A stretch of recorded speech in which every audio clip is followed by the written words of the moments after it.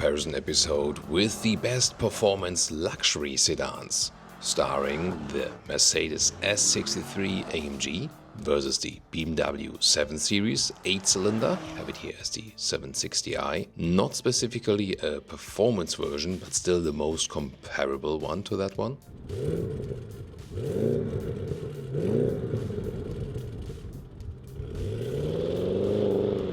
Versus the Audi S8.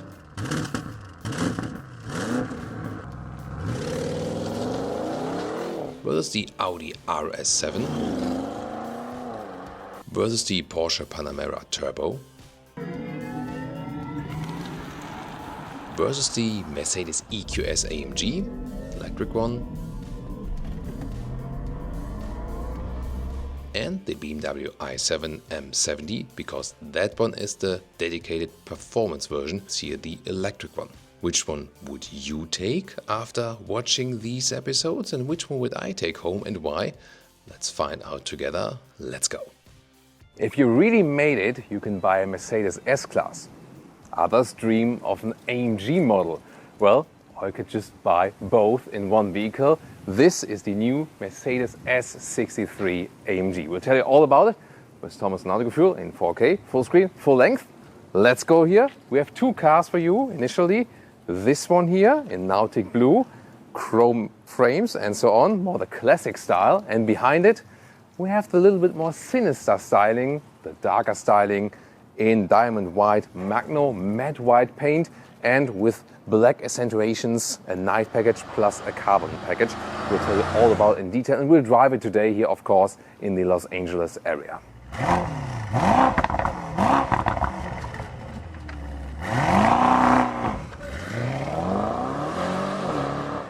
Remarkable here at the front, for the very first time, an S-Class gets a true AMG grille. You can here see it with the vertical fins and no standing Mercedes star on top, but the AMG badge. This vehicle here is equipped with the night package and on top of that the carbon fiber package. That means we have the carbon fiber insert here in the lower part and a rather darker frame around the grille. Turning indicators in the front, they replace the daytime running light in an elegant way. 5.34 meters or 210 inches is the length of this vehicle, and powertrain wise we have the V8, which is powering both axles actually, rear wheel bias, it's an all-wheel drive system, plus an electric motor that is just powering the rear axle. Soon more to that concept. Wheels, either 20-inch in Europe and optional 21-inch in the US. These 21-inch wheels are standard, of course different stylings, really massive. And then you can also get optionally these carbon ceramic brakes here with the bronze calipers, also very impressive element. The carbon fiber pack also adds more carbon fiber here to the side mirrors and also to the lower spoiler part. And you have this classic S-Class design style. Technology-wise, it also gets the rear axle steering as standard, together with the anti-roll control. The rear axle steering here, however, is a little bit limited. The standard S-Class, even the plug-in hybrid, would come to a maximum of 10 degrees steering in the opposite direction. Here it's just 3 degrees, and that is one disadvantage, that you have the rear electric motor here, because it reduces the amount of space you can use, for example, also then for turning in the wheels at the rear axle. Towards the rear you can see the C-pillar is always the defining design element of an S-Class, and also that this part here is directly always up in the middle part of the rear wheel. Very interesting, isn't it? More a round design at the rear, and the air suspension, by the way, is standard, and over a speed of 120 kilometers an hour or over 75 miles an hour, it lowers the vehicle automatically by about 10 millimeters. And the overall top speed is, with a special unlock, 290 kilometers an hour, that's 180 miles per hour. Turning indicators in the rear, this top part here with an element segmented view, that looks very modern. Here with the blue vehicle we can see how it looks like with the chrome frame around the front grille. I think this more elegant styling more fits to an S-Class, that's at least my take. What's yours? And I especially appreciate here these really polished wheels. Looks so cool, especially in contrast to the blue vehicle color. And the same counts here for the chrome frames. It just adds this extra piece of elegance to the vehicle. In the rear, biggest difference is once again exhaust here in the brighter side without the special black accentuations, and also more chrome here. Under the hood we have, ta-da, the 4-liter V8 bi-turbo. Together with the electric drive, we have 800 horsepower of system output. The strongest S-Class ever. 3.3 seconds is the acceleration figure, 200 kilometers or 62 miles an hour. And how do they achieve that? Well, the normal plug-in hybrid of the Mercedes S-Class has a battery capacity of around 29 kilowatt hours. This battery is a performance battery inspired by Formula One tech from their racing team. 13 kilowatt hours, so less than half the capacity size, and also less pure electric range. With a normal S-Class PF, I could score some 80 kilometers an hour, 80 or 90 kilometers pure electric range, some 50 miles. Here it would rather be some 20, 30 kilometers max, so some 10, 15 miles or something. Then again, you have better recuperation and a stronger horsepower output. Yeah, this is pro and con of this system. On the passenger side here, you have the fuel fill. And on the driver's side, you have the AC plug, 3.7 kilowatt. Key fob with AMG badge. Flush door handles, you swipe them or open close with the key fob. They come towards you, but the haptic feedback they give you is kind of weirdo, I would say. So I'm not a big fan of that, and the aerodynamic advantage is also limited. Door closing sound is really cool actually, but for the S-Class, of course, there's then the option of the soft close like this. Inside of the doors, you have some nice carbon fiber decal element there, but then a lot of high-gloss black piano lacquer use. And this here is without any feedback for the seat controls, so a step backward in comparison to the previous S63, I think. Seats so far, animal skin only. They say they are developing alternatives, but of course that's too late. It should already be available. Seating position, of course, luxury sedan alike. However, I think seat ergonomics-wise, Mercedes is at this moment not on top of its game. I like the grip here, the microfiber grip of the steering wheel, and here this AMG steering wheel is always sporty, not only visually but also, you know, how you can grab it and so on. It just has the better size. This vehicle here is equipped with the panoramic roof, front and rear. It's split, and in the front you can actually also open it. And with 189 or 6'2", you still have some headroom here in the front. There you can see it's not the tallest opening, but still a pretty cool option to have. Interior cockpit overview here with the vertical screen. And I think it's good that we don't have this EQ hyperscreen here. I think this is a better solution because then you have more of this decor element, like here with carbon fiber, but also other ones are available, and you can always see the ambient lighting going around. Of course, you can change the colors of the ambient lighting. So many are available. Of course, even cooler in nighttime driving. On this AMG specific steering wheel, you have these controls here, for example, for the driving modes. EL would be the pure electric one, and then here when I switch to sport, you hear it, then the engine goes on, sport plus, then the exhaust note is more prominent. And on the left side, you control, for example, the suspension stiffness, or you can also tune the sound up and so on, so really flexible, and you can easily do that all while driving. And here in the instruments, you can switch from the classic view to the sport view, or also super sport. Yeah, it goes faster and faster up to track pace. And you can also get this head-up display.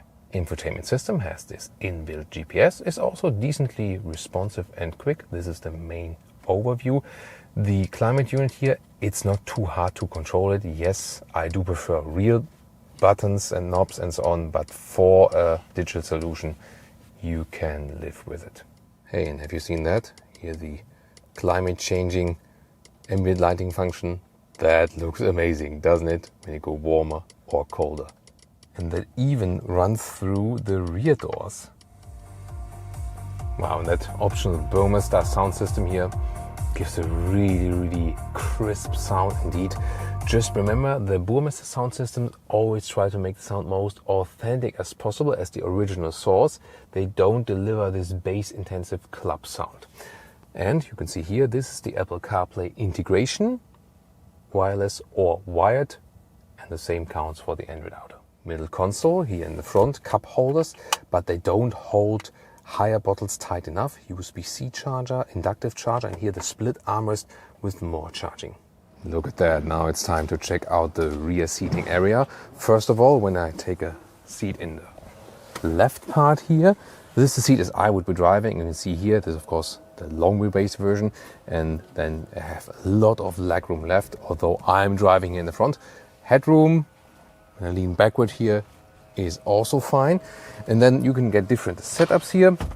This one is a 5-seater, and you can fold up this middle part here. Well, sitting in the middle part is not the focus, not too comfortable, but for short ways it would work. And then I switch over here. I took my shoes off before. Here we can fold down this then as a middle console. You have more space in here, inductive charging pad. You also have this separate screen you can take out, and then you can control here, for example, like the seating and massage functions and so on. But you can also control it here at the rear seat entertainment system. And I really like these buttons that control the rear shade, the upper shade, and also the shades for the side windows. So here you can lower or higher the window and just pull it one more time, and then the shade goes up. So easy solution.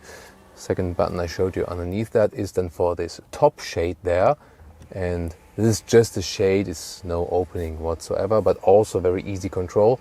And the last button then there for this rear shade. And you can use these Mercedes headphones. They have actually very good passive noise cancelling, so I can't hear anything going outside around me anymore now. And if you press this magic button here, then you get this executive position here, the chauffeur mode or being chauffeured mode. I cannot stretch my legs entirely. That's however playing on a very high level here with 189 or 62, but in the Audi A8L or in the BMW 7 Series, I can stretch my legs a little bit further. You can see the lower calf rest went up. That's really comfortable. Also the footrest and so on.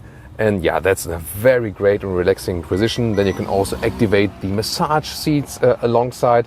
That's pretty amazing, isn't it? By the way, if you wonder, can the driver still see the side mirror? That's indeed a problem here.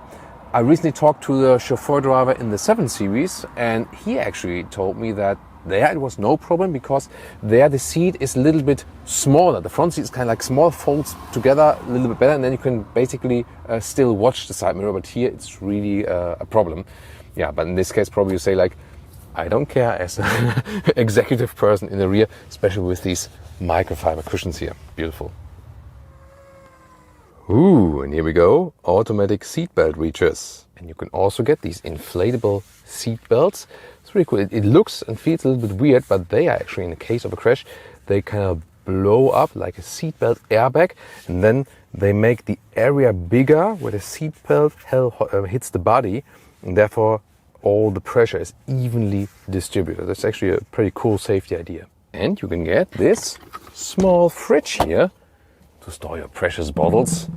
In this case, only water, because hey, it's an S63, so at any time I want to be able to jump from the being chauffeured position to the driver's position, back again to floor it out myself. For such a large vehicle, 305 liters of trunk capacity is relatively small. However, it's longer than 1 meter or 40 inches that you can use, and there's no separate step in here. That's the same as the normal plug-in hybrid S-Class. Of course, it's not too wide. You can see here, this is in the back part, more like a little bit over 80 centimeters or 32 inches. This big piece there, by the way, you don't have to have it. This is actually the small fridge, and you can just take it out. And here a second interior styling for you in brown. I think better than red, definitely, isn't it? And listen to this. Matte wood deco element. I think that's pretty beautiful, isn't it? Sport Plus, let's go.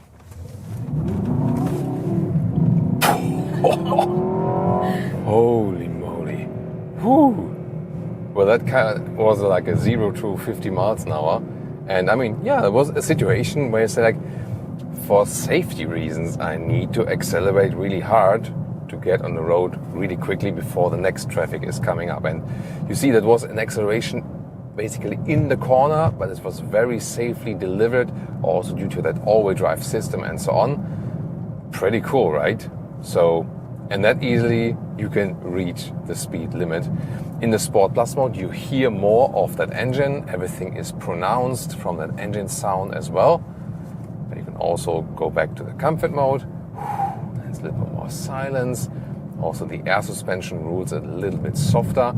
But I have to say, even in that Sport Plus mode, yes, when the air suspension goes a little bit stiffer, you feel you have more control of the whole vehicle. That anti-roll control also acts in a way that the car doesn't lean to the sides, but it still gives you the S-Class feeling, even though it is in the Sport Plus mode. Not that floaty ride, no.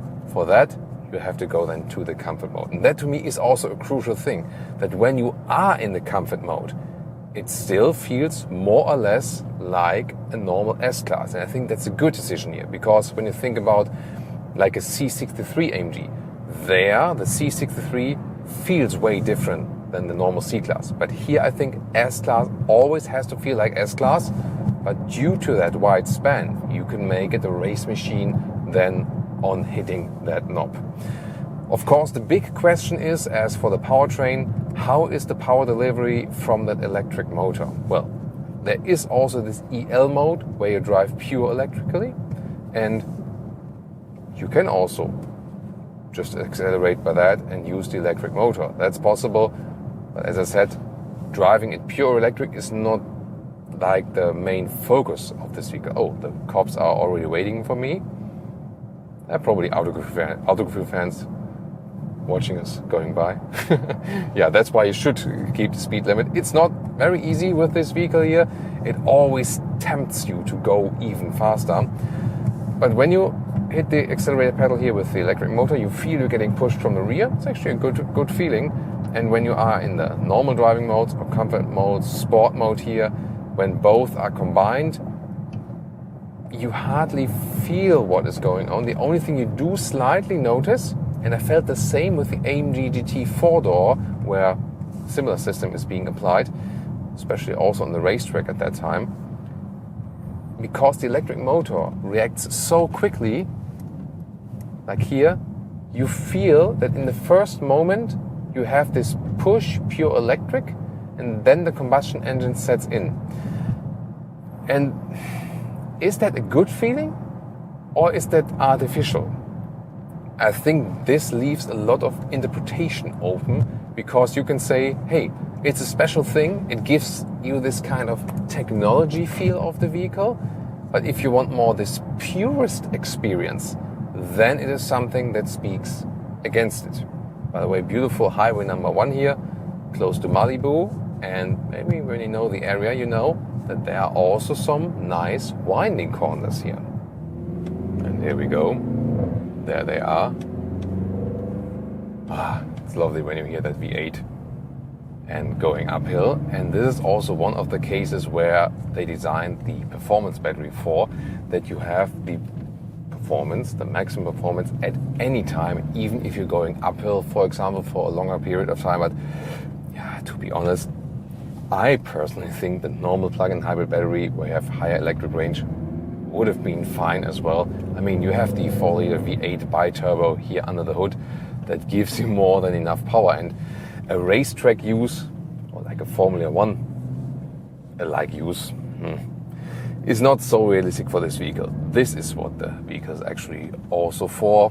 Not only nice acceleration when you're cruising, or maybe some nighttime drive, maybe showing off a little bit, and but here that you can have this luxury sedan and at the same time have great agility. And the cool thing is, to me, the steering is a really nice combination also with the rear axle steering. It feels very light and sporty, although it is a super heavy vehicle. And one of the disadvantages of the battery, or this plug-in hybrid system in general, is that the car is heavier.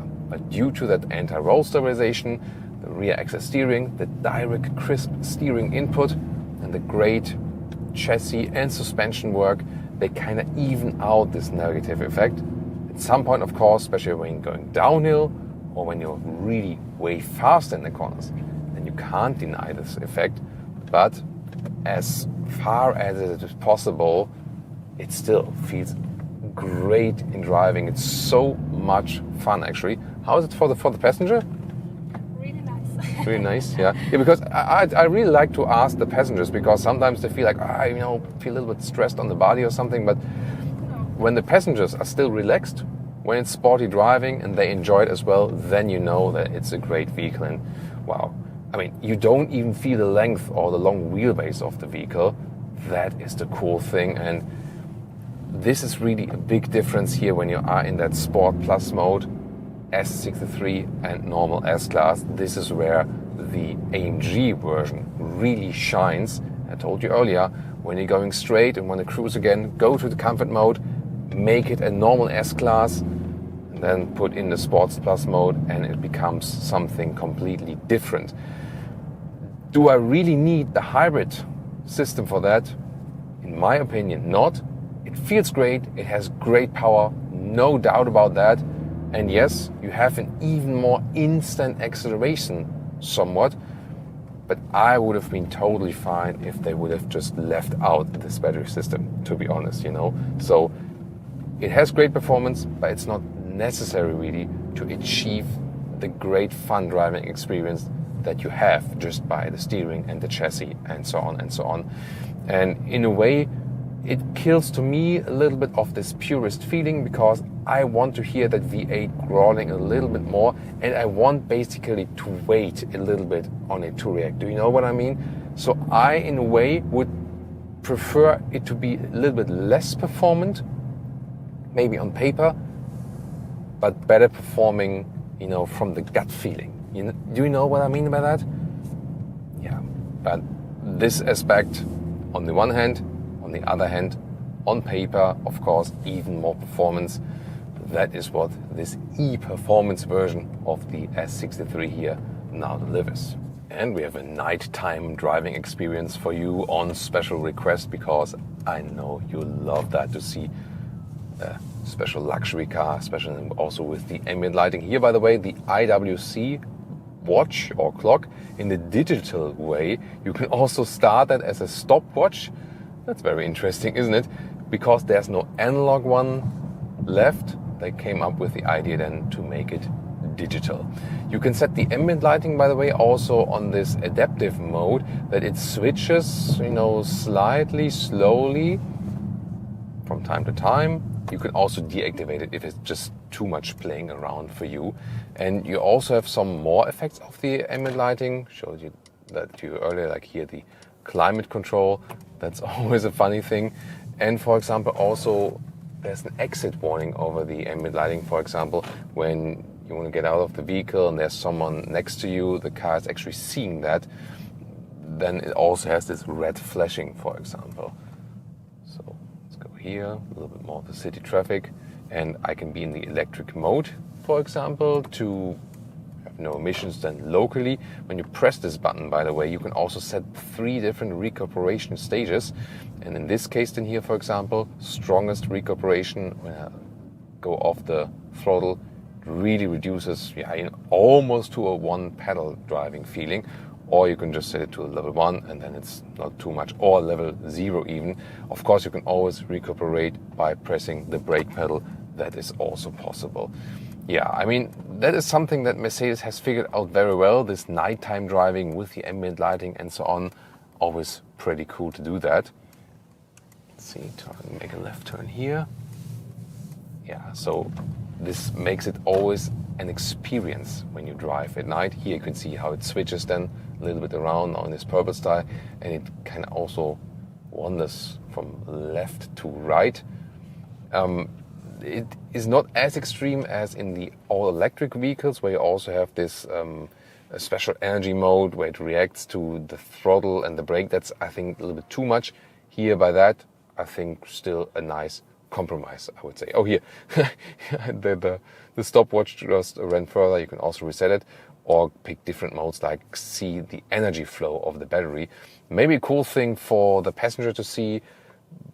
For the driver, yeah, I think you should just concentrate on the road. Is this the new king of luxury? The Chinese manufacturers are pushing to the premium and luxury market. Mercedes has presented the EQS. Now BMW says, hold my Bavarian beer, we can do better. But is it true? Can this all-new BMW 7 Series including the electric i7, be even better than Bentley or Rolls-Royce? We're going to find out together here with Thomas on Autogefühl for you. This one here you can see in the two-tone paint, 12,000 euros or dollars extra. You have the black on the top, and here, for example, the aventurine red on the lower part. Different color combinations are available. Throughout this review, we'll show you different colors, and both the petrol and the electric version will also solve the question, petrol or electric, what is better, especially here in the luxury segment. Huge double kidney here, very impressive. In the extended shadow line, you can get it in all black, but you could also get it in a more subtle note. Here, for example, in the two-tone paint, I think there's a transition between the top paint and the grille, which is not ideal, I think. Or what's your take? Slim integration of the daytime running lights in the top, and this split here, that was highly criticized by a lot of viewers as well, that you have the split between the daytime running light and the real headlamp unit. So I would like to hear your take on the front design here of the 7 Series in the new generation. G70 is the internal code. Join us in the comments. Let's go with the rest.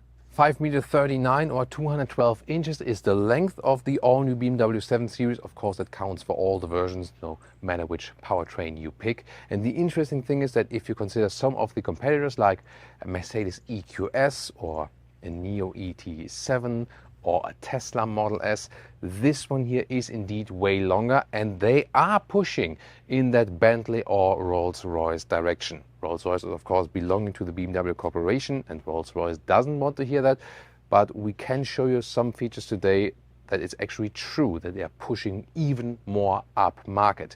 It will only be available in this long wheelbase version. So far they had the split, for example in Germany, more short wheelbase, in the US the long wheelbase was standard. They say now this is the world car, has just one wheelbase. Makes it simpler for us, definitely. You see, I also dress in two-tone paint today, but I refuse to wear wine red trousers for that one. But you can see here, it's not only that split. Here there's another line for that. So it is very, very complicated to use this paint here in the process. That's why it's so expensive. Me personally, I'm more team one tone, so one single paint, but are you team two paint? Also leave me then your comments. Wheels from 19 to 22 inch. These here are already big ones, 21 inch, somewhat still a compromise. Suspension, there will always be adaptive air suspension as standard. An option, there is the so-called driver's package, and this then gives you rear axle steering, anti-roll stabilization, so an even sporty effect, and also better in turning around, turning circle, narrow parking, and so on and so on. So this will also play a major effect. And now very interesting from the drag coefficient, 0.24 here for the BMW 7 Series or i7. And this is worse than some of the competitors, because here usually they go for a raindrop design, but BMW more upright, more space also for the headroom and so on, because they did not go for the raindrop design, rather German Bauhaus, a little bit more upright, and they did some small tweaks for the wind efficiency. You can see it, for example, also right there. So a lot of work in the wind tunnel. But the question is it still very efficient, although they are a little bit worse than the competition in the drag coefficient? But it also has then, you can see here, higher trunk, more space in the rear and so on. So this has more advantages as for this, especially the luxury sedan segment. Soon, of course, more about the range for the i7 when we drive it, and of course this comparison petrol versus electric. Here in the rear, the tail lamps are horizontally drawn, very modern, but still I prefer actually that this does not look this raindrop alike and say like, oh, this is only about wind efficiency. So a very strong design also, and yeah, in this case then also with a two-tone paint here in the lower part. However, fake exhaust police here on Autogefühl, because yeah, these are tips then, the real exhaust on the inside. It's really hard to get it focused here on camera, this detail, this extra strip, and I just wanted to show you, when I touch this here, this transition, you can feel no transition at all. This is all perfectly smooth, so incredible paint job. And can you see that? This crystalline structure and the inside of the daytime running lights here on this top part here, this is such an attention to detail. And indeed, never before there were so many interesting details with the 7 Series, and this generation is so much different from the predecessor, also almost like never before. And this vehicle here is deep frozen gray in the color, a matte dark gray color, almost, I would say it's almost matte black, isn't it? But they call it deep frozen gray. Yeah, this finally now fits my outfit even better. And this is also the i7, by the way. But you can pick this color, of course, also for the petrol engine. Where do you see from the exterior if it's the EV or the petrol or maybe also diesel in Europe or the plug-in? Well, the thing is here, the electrified models here have the blue ring around the BMW logo, and that's basically it. The rest, if you want here the double kidney in black with the frame here, again, extended shadow line also on this one, two-tone paint and so on, you decide that on your own, you decide it yourself. It's just, they are more in the strategy, hey, we don't want the EV to look different. That's the 7 Series, and you can pick it in the engine version or the motor version you like. Very interesting approach. What do you think about that? And also at the rear here, the one thing you can see, we have the blue ring here around the BMW logo to differentiate it, and we also have the i7 logo right here. Once again, extended shadow line with blacked out rear lamps for more sinister look. So yeah, this looks really massive, doesn't it? Here it says xDrive 60, that's the first version of the i7. It is also all-wheel drive, one electric motor in the front, one electric motor in the rear. The acceleration figure is 4.7 seconds to 1 kilometer or 62 miles an hour. That's half a second slower than the V8. However, later there will be the M70 version of the i7, which will then be the quickest version of all of the whole lineup. They will also then have some hardware changes to the rear electric motor. Very interesting. The top speed for this one already 240 kilometers an hour or 150 miles an hour. So it's not really much slower than the petrol version. They go a little bit faster, but yeah, I think we can easily live with that even in Germany on the German Autobahn. We also have two more colors for you today, by the way. The oxide gray. Is that also gray? I'm not sure, but it looks really interesting. And also the mineral white, that works very well also with contrasts, for example. Which color would you go for? I'm still looking forward to see one in Thomas Blue, of course, but I mean, these matte colors they offer here are also very striking. So which one is petrol, which one is EV? Can you tell? Let me tell you. Left side is the petrol one, right side the EV. You just see here the blue ring around the logo. And here with this vehicle we have a very dark, elegant blue vehicle color. That's cool. And this one, as you can obviously see, has the illuminated double kidney. And the option is called Iconic Glow. And you have this outline then there and also welcoming function when you approach the vehicle. And as another option, there are also this Swarovski crystals option. And this you can also see here at these headlamps. We also had at our other vehicle. This is the thing where you always see these special details, you know, how they are worked out, this top part of the daytime running light. Let's take a look at the turning indicators or hazard lights here, in this case on both sides. That looks also pretty special here in the front, right? But also at the rear and also in the interior. Let's take a look. The US spec version has the red turning indicators. Of course, then, for example, European spec one, where the yellow turning indicators would look a little bit more distinctive. Here, look at that, the ambient lighting. Woo, hazard light, ambient lighting. Haven't seen that? What a great idea, right? It's, you know, it's just initially and then it turns off, but but probably when you are somewhere having it on for a longer time that you don't get annoyed by it, but that's pretty special, isn't it? And also when you approach the vehicle from the rear, it's some kind of welcoming signature. That's really impressive. And look at that interior light at night, even more impressive than in this case. And when you open the vehicle, you also get some kind of welcoming display. And then also the ambient lighting becomes more obvious. But even when you close the vehicle again, even from the outside, when the doors are closed, it looks really amazing. And when you get away from the vehicle again, at some point, closes off, and then also says goodbye with this signature. The smartphone app offers some cool features. For example, if you have the automatic doors, then you can also open the doors via the smartphone. and that looks very impressive, especially when you open them all four at once. And what you can also do is use the remote parking function. So we know it maybe from Hyundai, Kia and Genesis that they do that with the key fob here, also with BMW with the smartphone app. And then you can also ease your car out of parking lots or put them in when they're very narrow.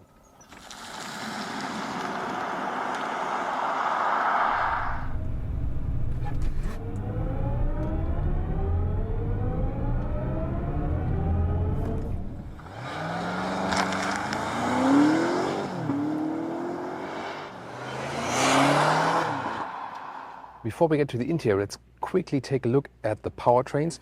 This one here, the pure petrol version. This is the 4.4 liter V8 with 540 horsepower in the 760i. So the strongest petrol engine, 4.2 seconds is the acceleration figure. And then there will also be the 3 liter inline 6-cylinder pure petrol engine. This one will also be totally sufficient, 5.4 seconds is the acceleration figure there.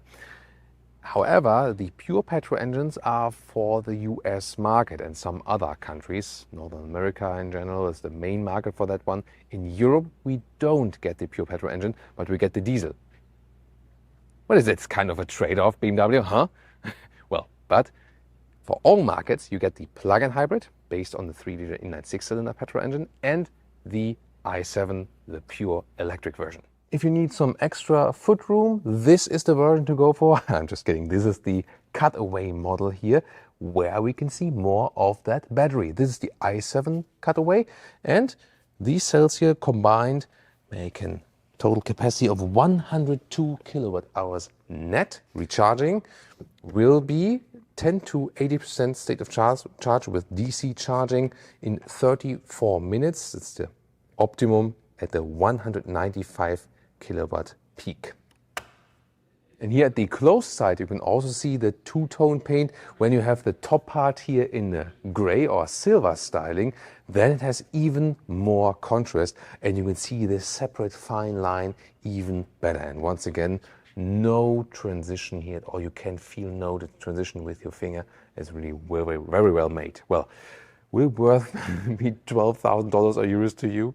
So you rather press here in this upper corner, and then you move a little bit more backwards so you do not block the sensor. So when I press it here, the door does open automatically like this. And the question is, what about, you know, like the safety thing? So when I close it here from the inside again, and I'll be, well, it still applies pressure. Oh, a little bit, yeah. So it stops, yes.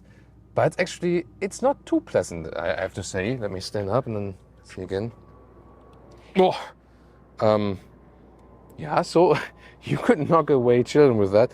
It won't hurt so much and there won't be like a major accident. Yeah, but you just have to be aware of that, definitely. And the thing is also, what about from the outside? Pressing it here, and then, you can see, there it stops. So this is then better with the sensor. So there it stops before it does hit everything. So yeah, that's the safety thing on the outside. Well, when you're on the inside, you just have to learn to control the doors a little bit better. Inside of the doors, a lot of different materials are being used, really screaming out. Bowers & Wilkins sound system here behind that.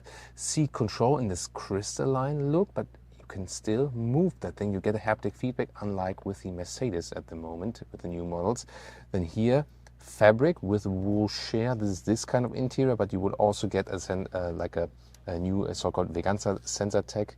It's like a more evolved sensor tech style if you get that interior. And here, high gloss black piano lacquer. That is, I think, the least favorable material we see here at the inside of the doors. Steering wheel in a new design. This is here the M Sport steering wheel. As for the seats, this one here, the fabric wool shear mix. So this is like this, more fabric approach to it. Why not in the luxury segment? Reducing animal skin leather already a little bit. The top part is animal origin, however. And then there's a full animal skin wrap still.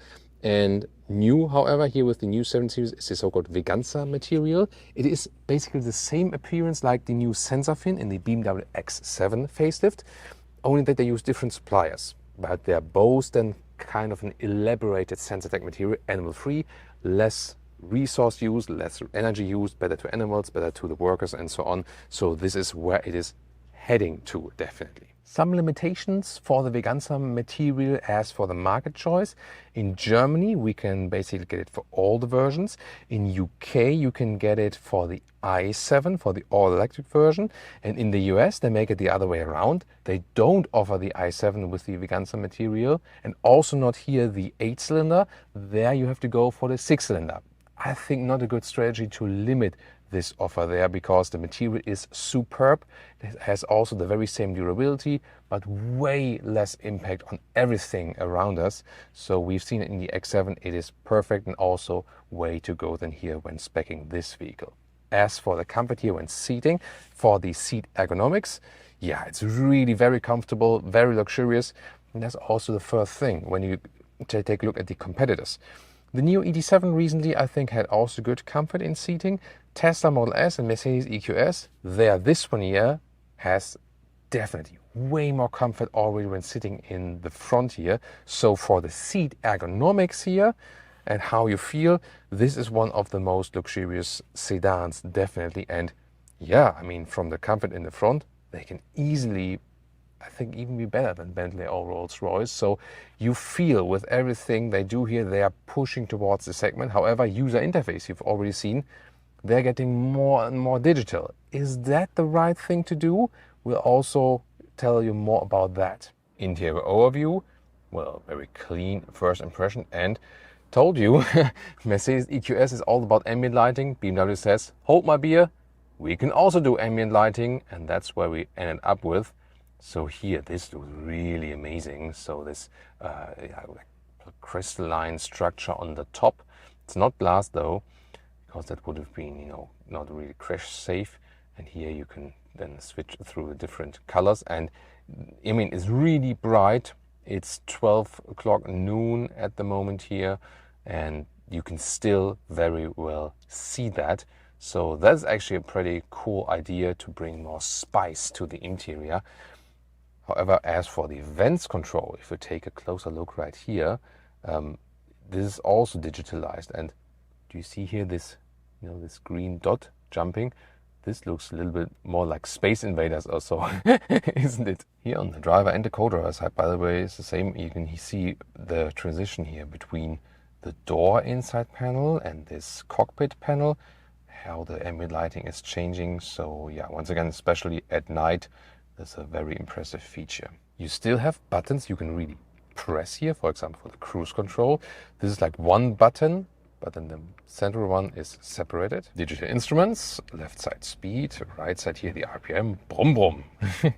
And then you can also change what you want to see in the middle.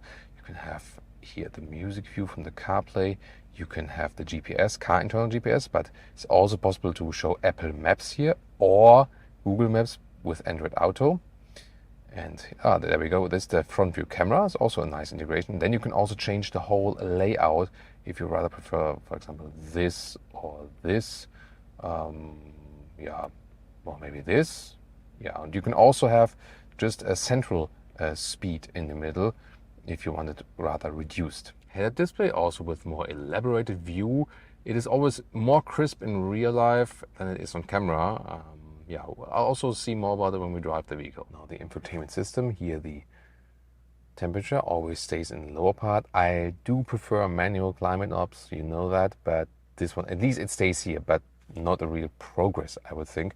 Climate menu, you can also now turn on and off the AC function. They upgraded that, and here, for example, is the seat cooling and the seat heating and steering wheel heating, very important for wintertime. This is my favorite wintertime car function, actually.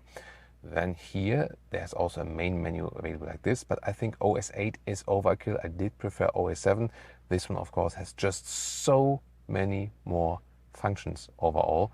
And yeah, I told you about the interior ambient lighting function, for example, that can be activated right here. And the My Mode selection is also interesting. So here you pick the different driving modes, and then also the ambient lighting changes accordingly, and also some parameters for driving. Here in Sport Mode, for example, the bolsters of the seat go a little bit more inward, for example. You can still control everything from down below, so you don't have to use the touchscreen. So you can also control the CarPlay like this. and with auto also available, both wireless, and the integration is really cool here, definitely. And this Bowers & Wilkins sound system, I can tell you, it is just pleasure to listen to that one. Great song, by the way. Wow, such a great sound quality, amazing, wow. Lower middle console, this inductive charging pad here, and hard to pick it up on camera, but this is here a small slot, and it is sucking away, yeah, I did say that, sucking away the air from the smartphone, though it doesn't overheat while inductive charging. So, and then here you have the cup holders. You can open them, slide like this, and they are also adaptive and hold bottles tight. Did I just say, like in 1 or 2 sentences now, slot, sucking and tight? Here again, more high gloss black piano lacquer, don't like it. The crystalline knob here is quite cool here, and then you can still have this, oh, sound. Yeah, that's always cool. Here the GPS hotkey, for example, a home hotkey, so you still have some things to control that you're used to. This here is the shifting lever, and this is basically the only thing you can differentiate if you're driving a petrol engine or the electric version. Here D and S, and whereas in the i7, the electric one, you have D and B for the recuperation mode, actually. We have my favorite split opening like this for the middle console. Not too much space here, 2 USB-C chargers. And, well, BMW did not hand me over a key, but rather just a smartphone. And then you have this app here, and you can lock and unlock your vehicle. Oh, they also did this, you know, original 2-tone paint design on there. I do prefer a normal knob. And we are also charging our camera accus here, camera batteries. Meanwhile, so yeah, it is usable, but not too much space.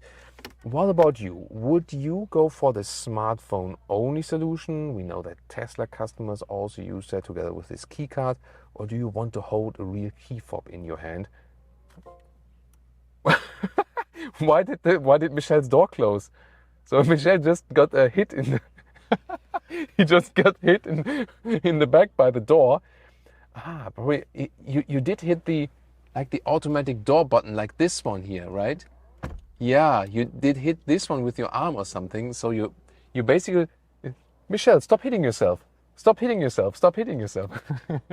Yeah, funny things like these can happen with this new digitalized interface in the vehicle, and this is always the question, you know, like with the key fob. I do prefer a real key fob, you know. Yeah, I think I'm gonna go to BMW and do a Karen, like, I want to talk to the manager. I want a real key fob. I paid for this. Yeah, you still get the normal key fob. Yes, that's a good thing, and you can use it. But on these, you know, test drives, they also encourage you to use all the digital functions of the vehicle. And yeah, I sometimes try to keep it a little bit more, you know, down to earth as for the vehicles. So you can still use some buttons here, but I'm not sure, like also with the automatic door opening and closing and so on. Rear area, before we get to the executive driving, being chauffeured position, what about when I'm sitting behind the tall driver? Yes, that's me. Here the legroom is still sufficient. They are not making good use of the space, but there will always be enough space available. And also as for the headroom, and here's the thing, that they did a compromise with aerodynamics, so they could still offer a lot of headroom even with 1.89 m or 6'2". And the comfort here, if you compare it to the EQS, is so much better indeed. So BMW clearly wins it here. And I have to say, would I need a Bentley or Rolls-Royce for that and pay even more? I think really not. It is super luxurious in here indeed. And the thing is, when you have the Mercedes comparison, you have to compare this one both to the S-Class and to the EQS. And the difference in rear comfort is so huge to the EQS. S-Class also offers decent rear comfort, yes, of course. But here, of course, BMW decided to have one vehicle for the both electric and the petrol version, and nothing will be different here in the interior, really. That's a very crucial point. The one thing I do criticize with this vehicle is, but that's not only about BMW, it's about all the brands, using this vehicle has become more complicated. So I put up the shade here. So when I want to open the window, here I can also lower the shade manually, but then when I want to put up again, it's not working here. It would be like a logic solution. I just pull this lever and then the shade comes, you know, first the window and then the shade. That would make sense. It's not possible. When lowering it, it goes down, but I can't put it up again that way. Then I have to go here deep in the menu. Yes, I'm continuing with that today, deep in the menu. So, and then I have to switch it here on the screen that this shade comes up. And I wonder, I mean, if you're driving 10 hours all day, and maybe this is kind of like a hobby, it takes more time to use car functions, and I'm keeping myself busy while being chauffeured. That's maybe a thing, but I tend to say I want to have things straightforward and just technology improvement when it makes my life easier and not more complicated. Also, where are the seat controls here that I can like put the seat forward or backward again, just like in 1 second? It's not there. It's again in the screen that they don't need so many buttons. So, and then I have to go to the home menu again, switch to seats, and then control the driving position here, what I want to have. It works, yes, and they've done a great job and everything looks great and so on, but it just takes more time. You will get faster over time, but when we directly compare the old school solution and the new school solution, the user interface is just taking more time now. And this is the thing I meant. So, I mean, considering it is an early, there we go. It's an early production model, so things will still improve, also software-wise, definitely. But I just had a screen crash now. I had to wait until the screen reloads itself. So, but when I would have separate seat control here, I could still do that and don't care about the crashing screen. But here, then you have to wait for the screen to restart, and it took like 2 minutes now or something. And by the way, at least what is redundant is the door control. You have three-way. Yes, three-way. I got it. I got that. Thank you. And then you have 3 ways to adjust, to open the door here. When you press this button, it just opens slightly and then you can press it further. Second way is this button up here. This is then the automatic door opener, and it really opens all the way. Oh, sorry, that gets really bright now, And there we can close it all again. And then the manual way, because this is of course, important emergency failsafe. This is the manual door opener. When all electronics fail, that you can still manually open that door. Oh my God, this is not spacious enough. Yeah, of course. Now we can use the executive being chauffeured position, and I activate it here on the screen. Set lounge position, it is called. There we can see magic. The front seat is moving forward. Let's see. Of course, it takes a while. While that is going forward, I can also show you this one here, the armrest. Again, inductive charging pad. Air is being sucked away. And then here is some more storage with 2 more USB-C chargers. And the quality of the materials, how everything is processed in the interior, is really outstanding. And now, there we go. Yeah, I think I'm gonna take my shoes off now. And because you can see here the seat, it's going up. Oh, this is awesome, right? This is awesome. Look at that. Wow. This is really amazing, super comfortable. And then you can also rest your feet here on this, special footrest that is going up. This is really amazing. Now the seat is going a little bit more backward. And once again, me with 189 and 6'2", this is sufficient for my size. Actually, it's still going. Now position is reached.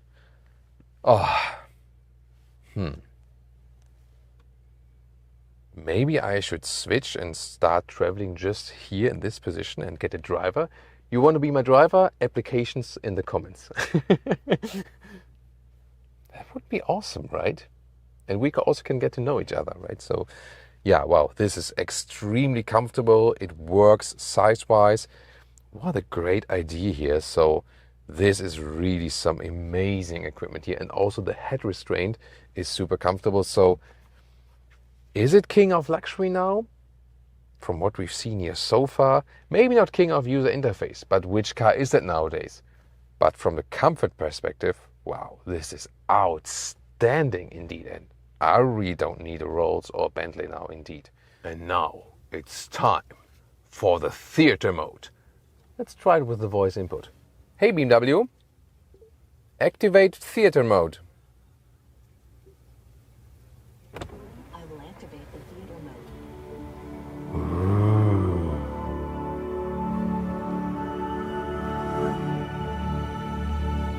Ta-da! Woo. Yeah, that's a cool effect with the sound and so on, right? So it goes down like this. You always have to ensure that the front seats are also, far away down. Yes, keep using. And then this is here with Amazon Fire TV. And you can have, for example, Prime Video, but you can also watch YouTube. So that would be possible, depending, of course, on the online connection. So here, for example, you can watch pre-downloaded content then, if you have done it before and don't have a Wi-Fi connection. That is one possibility. Thomas, Hey. what are you doing there? I'm only taking a look at our footage, because that's the thing what you can also do here. So we connected now this MacBook here with an HDMI cable to the screen, and then we can take a look at our footage here, which we have just been shooting. Yeah, I mean, it's very crisp, this image quality, really cool, of course, here in full 4K now here in Autogefühl for you. Well, to work really with it, that is creating too much delay. That doesn't really make sense. But for example, if you have something, like movies, maybe on your laptop and want to have the HDMI connection, that would be possible. You can then select the source, either the Fire TV or then here the HDMI. It is also USB-C connection on the back part, but that is not for using as input. That would have been cool as well, maybe like with a USB-C stick or something, but that's not possible. But yeah, it does deliver you some possibilities, and the, let's say, more straightforward use would be, I mean, here at the back of the seats, there's USB-C charging, also some mounts for iPad holders. So yeah, at the end of the day, is it really useful, this theater screen? It's great for the show effect, but will people rather use their own devices and watch the thing on their smartphone or on the tablet? Probably yes. Or what's your take on that? And the shade of the panoramic roof, by the way, is going forward. So it starts at the rear here and then is being rolled in the front. And the reason for that is, by that they can also ensure more rear headroom, because they are storing it here in the front. That's a very clever idea indeed. You cannot open the sunroof, it's just that blind you can close or open. And the secondary interior here with bright styling. The same style, same color you can also get with the leatherette Veganza material, so that would look and feel the same. And this one here is also an i7, but that's once again from the interior. How can I see that? It's actually just the one thing that is here, the B and the D. So we have the full recuperation mode we can pick here, instead of the S mode for the combustion engines, but that's basically about it. Everything else is the same. There's also no compromise as for headroom or something. So it is really, they went for, hey, we built one vehicle and then you pick the different powertrains. But in driving, they will differ. Or will they? Well, we're going to find out. Oh, and the blue ring around the steering wheel. That's, of course, the other thing. You can see that it's an electric vehicle here, or the EV version on the interior. And now to the trunk. Let's take a look. 540 liters here for the petrol version. We'll soon also compare the EV. You can see here the cabin trolley also easily fits in a vertical way. So good measurement, of course. Then here I installed a light right there that you can also see the back of the vehicle. And this is the length of, let's say, like 115 in meters or 45 inches. And the crucial width here on the inside is a little bit less than 80 centimeters or 31 inches. It's just way wider here on the very front part. Interesting also the height, of course, and this is at 57 centimeters or 22 inches. And this is the trunk of the EV, of the i7. You see here in the petrol version, like this step was a little bit lower. So this whole floor is a little higher. However, in the front, you still have space for the charging cable. It's just that this then here is covered. And the height difference then is that here we are at 50 centimeters or 20 inches, whereas we were at 22 inches or 57 centimeters with the petrol version. So this is the gap then you lose in height with the EV version. I think you can live with that. Welcome to Thomas's luxury driving lounge, and I really wanted to start with dynamic driving. It's soon to come, but then I was driving straight and I thought, like, I have to begin with driving straight, because this vehicle here, the all-new BMW 7 Series, is already a star when just driving straight. I mean, I'm just driving pure straight road and think like, I'm flying, you know. You can also have the assistance systems here. They're keeping you in the lane, active lane keeping assist, very smooth as for the transitions and so on. And you hear almost nothing from the outside. You are totally decoupled from everything. So the stress level is immediately lower. It's great comfort in the seats and so on. Wow, just wow. The luxury comfort we have here is outstanding. And yeah, once again, I have to say to one of the first questions, are they closing the gap here to Bentley and Rolls-Royce? Definitely. I mean, they're almost making Rolls-Royce obsolete.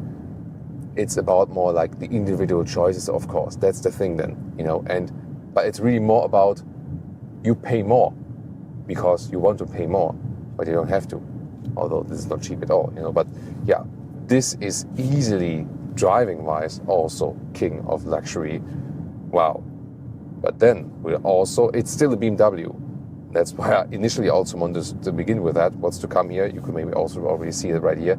Winding corners here outside of Palm Springs, California. Really testing the vehicle. How agile is it? Although it is that large, it has that long wheelbase. Short remark to the fuel economy here of the 8-cylinder, 4.4 liter 8-cylinder.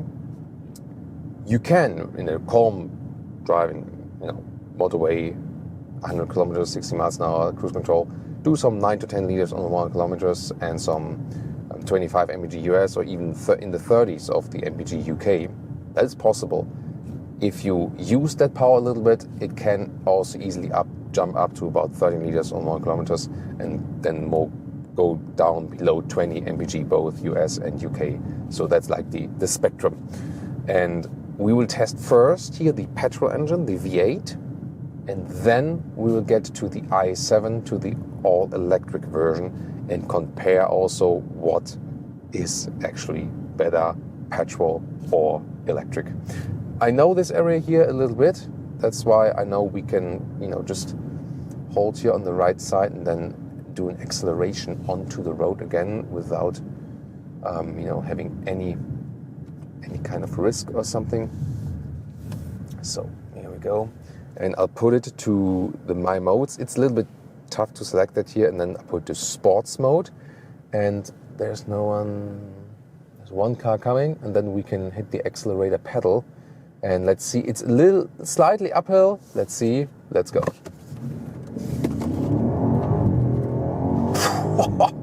Blop, that's 55 miles an hour, wow. So that was almost 0 to 60 miles an hour. Woo! Wow. So that was something. You good, Michelle? He's like, I mean, it did like the super quick acceleration, that V8 sound hammered in, and he's like, oh, I'm flying still. This is so relaxing. So yeah, let's see if I can get him out of his relaxing mode here, Michelle. So we're hunting up these corners and see how agile is it. This vehicle has everything in it. Adaptive air suspension goes a little bit stiffer than here in these corners, and also the integral active steering. So that's the rear axle steering, and together also with the anti-roll stabilization. And this car is not leaning into the corners at all. Wow. The weight distribution here is a little bit worse with the petrol engine than with the EV. So the goal is always 50-50 at BMW, and the EV has perfect 50-50. This one here, the petrol, has like just slight percentage more to the front axle because of the petrol engine, but it's just a little difference. So this was, I talked to the chief engineer, and he said actually one of his biggest tasks with this one platform solution was to exactly achieve that both drive quite equal. Is that true? We'll find out very soon. I can already tell you here so far with the petrol engine, it drives phenomenal. And you know, I'm testing a lot of different vehicles, and in the last 10 years I've been driving I don't know, 1,500 different cars. This one is no doubt one of the most exceptional ones. Rarely do we find that a vehicle, especially of that size, has this kind of agile driving feeling. I mean, and it's really super unique. On the one hand, it feels extremely smooth and comfortable. On the other hand, you feel like, wow, I mean, this is actually quite light and very sporty indeed. So we can also do that with what the truck does. Is the local? Yeah, just always try to obey the speed limit. I still need my driver's license. Wow, and then I mean, this V8 has a nice sound. It gets you a little bit more emotions. Let's see if that EV later on can keep up to that. But it's also buttery smooth. When you hit the accelerator pedal, there's no delay whatsoever from that V8. And this slightly growling sound, not exaggerated at all. Steering gives me a very good feeling. Wow, what a view down to Palm Springs. So steering gives me a great possibility to control the vehicle. And I can't believe I'm driving such a huge and long vehicle. It doesn't feel like that at all. Michel? He's flabbergasted. Super relaxing, kind of. Yeah, I mean, I'm really not driving slowly here, you know. So, and there are like also like the G-force that are applied on the body. Sometimes when you hitting these serpentine roads, especially like the co-drivers say like, no, but he's like, I'm really driving quite quickly here. Yeah, this truck driver here in front of me, that he is really onto this now here too. He must be feeling way different than we in this 7 Series here. But wow, driving dynamics wise, this is on another level, and not only in comparison to the predecessor, which was already good, definitely, but yeah, I mean, also the competition. They are building very, very nice cars as well, no doubt about that. But this is also driving wise, both in the comfort and in the agility direction. Really, this owns the competition, and I rarely say that, you know. So, and you know, when you're a long-term subscriber here, that you know that I'm for Germany doesn't have anything to do in how I rate cars from which countries, and most cars are international built anyway. BMW also builds a lot of their cars in the US primarily, especially the SUVs. So, and I'm also not brand focused or something. So they say, oh, like this is my favorite brand, therefore I rate it in a better way or something like that. A lot of you guys already know that I used to own a lot of Jaguars and so on. Huge fan of all the British vehicles and so on. So I can really just say that without any bias, this is one of the most superb cars in the driving, definitely, like ever. Wow, I'm really just literally blown away how good that is. So yeah, and I mean, when I just think about, hey, picking it in a nice color, getting the new Veganza evolved Sensatex seats here for animal-free seating, maybe in a bright color or something, that would have been a kick-ass combination, right? So yeah. Just have to recheck then again if I can really afford that. So yeah, that's of course always something else with the BMW 7 Series. You could also wait 10 years and then buy a used one. So yeah, I mean, usually after 3 years they lose half of the price, these very expensive vehicles, so you might wait in at least 3 years or something.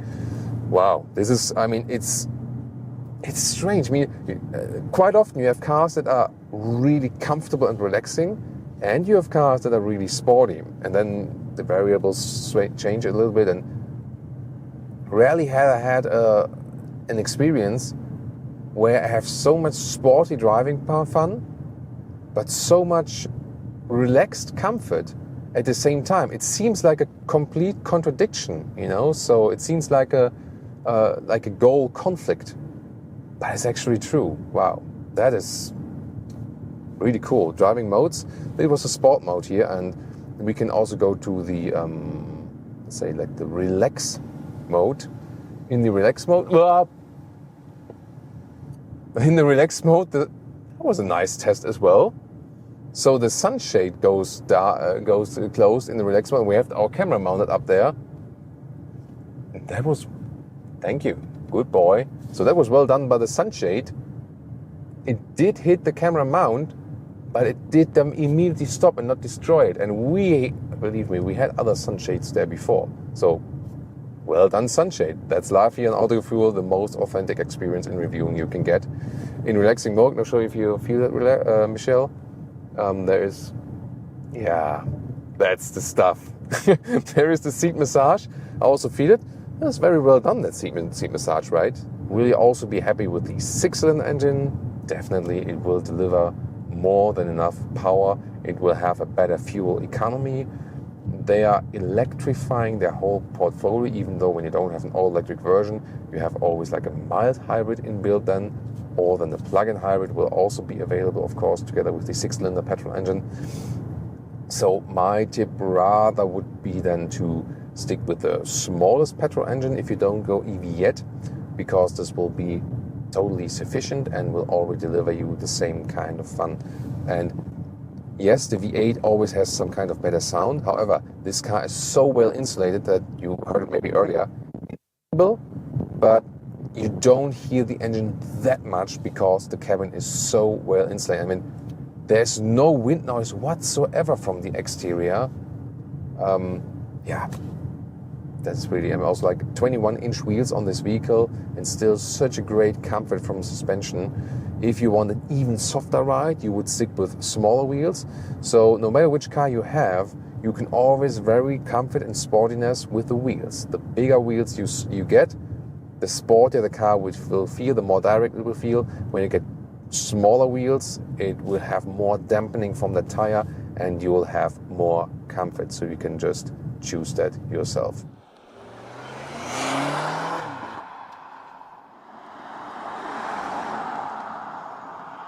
And here we go. This is the i7, the all-electric version of the all-new BMW 7 Series. And, well, the first surprising thing is you hardly feel a difference, at least when driving straight here now. Have this great floating ride from the air suspension. And since you feel the shifting, of course, in the combustion engine, but since it's done in a very smooth way, it's not a huge difference. So from the get-go here, there has hardly ever been a vehicle where there are different powertrain versions of it, where the difference between the EV and the non-EV version is so little in the first feeling.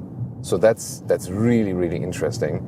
Of course, you have the throttle input is like a little bit more directly, but they also both tuned these vehicles in a way that there also is not the biggest difference between that. So, wow, super interesting. And when there would be like the V8 sound, it would be almost the same. There is also the sound here, these iconic sounds as I call it. We will soon hop to the sports mode, do the same acceleration as we did yesterday. This one here on paper, a little bit less quick in this version. Later, as I said, there will be electric version, all-electric version, which will be even quicker than everyone. And in the sport mode, the sound will be even more enhanced. So we will experience that. But when you're driving straight here now, you basically get almost the same experience, both with the petrol and the EV. This sonorous, low-frequency growling from a 6 or 8 cylinder is, of course, always something that just, appears to your body somehow, That's not necessarily a thing like, oh, we're petrol heads or something.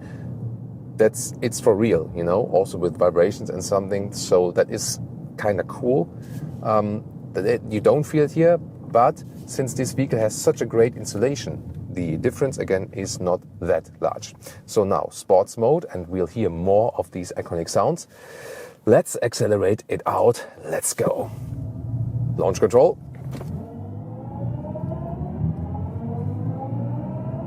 Plop, that's 55 miles an hour.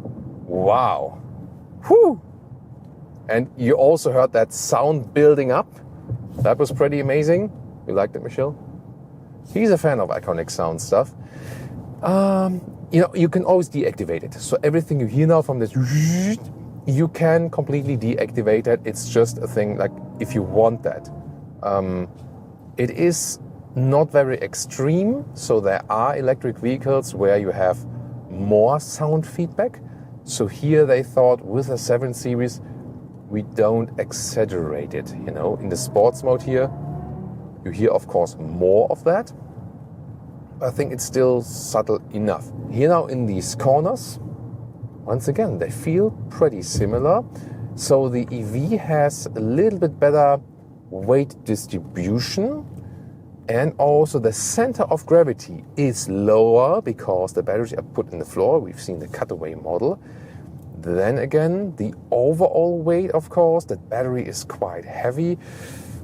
So, yeah, but you know, the question is really what's the result then for the customer? And I have to say, once again, it feels pretty similar. So I can just stress how it was with the slower driving. Also here, it is actually less than expected. There is also this instant acceleration. It's so super smooth. The feeling from the throttle pedal is a little bit more linear and artificial, of course. With ICE, internal combustion engine, you always have some kind of power curve, which somehow feels more natural because it's not that digital, it's not that linear. And to me, this is something, let's say, a little bit more human, you know what I mean? Again, the difference is not that large, and here, wow, it's so well put on the road, doesn't shake up at all. It's a lot of fun, and at the same time, it's super comfortable once again. Yeah, I'm really once again impressed by the driving behavior here. And we don't have it here that we would feel, oh, like because of the weight of the batteries, we are getting pushed out of the corners or something. The big question is indeed, is any of these vehicles here, or any of these versions, you have to say, more fun? And it's a tough question. You know, sometimes I'm absolutely certain when I have these ratings or these verdicts, and I'm, you know, like, okay, this is more fun or this is more fun. But here, it's both a lot of fun, definitely. Maybe I would say that when you have the combustion engine, it feels a little bit more natural because of that power curve. So it's, to me, it is not that perfect. Like, you know, this digitalized linear power curve of the EV. And because it is less perfect, it feels to me more natural and maybe a little bit more likable. So when I'm just base it on the pure feeling thing, maybe, yeah, I would say the combustion engine is still a little bit more pleasing. I don't need the V8 for that. I would just be fine with the 6-cylinder. I think the BMW 6-cylinder is the best engine pick in the whole lineup across all the models. The inline 6 petrol from BMW is the best engine you can pick there. But that's, you know, on the pure fun side, and also with minor difference. Here the crucial thing is really charging infrastructure. So if you're willing to go EV yet and you have the charging infrastructure, you can as well go for the i7, no problem. If you're driving every day, long mileage, and have no good charging possibility, then of course it's still one of the combustion engines. So I think it really rather comes down to, do you have the charging infrastructure or not? That's really the crucial thing. As for recuperation, so far we're going uphill, but we're soon finishing this uphill run here. And I'll talk more about the recuperation modes. At the moment we're in the adaptive mode, and that means that usually when I lift the throttle, there is rather rolling. Only when here now, the car is in front of me and I'm too close to it, then recuperation is happening. This is somewhat like of a good compromise. The only thing is that it's not that predictable what the car will do. If you rather want that, you can also pull this shifting lever, and then you are in the B mode, and then you have more one pedal driving feeling. So here, always, wow, really strong deceleration. That is a true one pedal driving. So if you prefer that, you can have that. Talking about the driving modes, by the way, as for the steering is crisp and direct. The only thing I would like to be improved, BMW more moved to the direction of, hey, let's make the car easy and light to steer, and by that convey a feeling of being more agile. Whereas the old school approach, especially in sporty vehicles, is more like, hey, let's apply more feeling to the vehicle by giving it a little bit more resistance. And to me, I feel it's somehow cooler when the steering has some more resistance in it. See here in the sports mode, it's still pretty light. So again, it's crisp and direct. Yeah, in the sport mode, you have a little bit more resistance, but me personally as a driver, I would like to have a little bit more resistance in the steering wheel, but it's still fine. And of course, big advantage for the EV is, we went uphill now, and when we go downhill again, we will gain so much energy back. So of course, the EV then, especially when there are topography changes, is so much more efficient.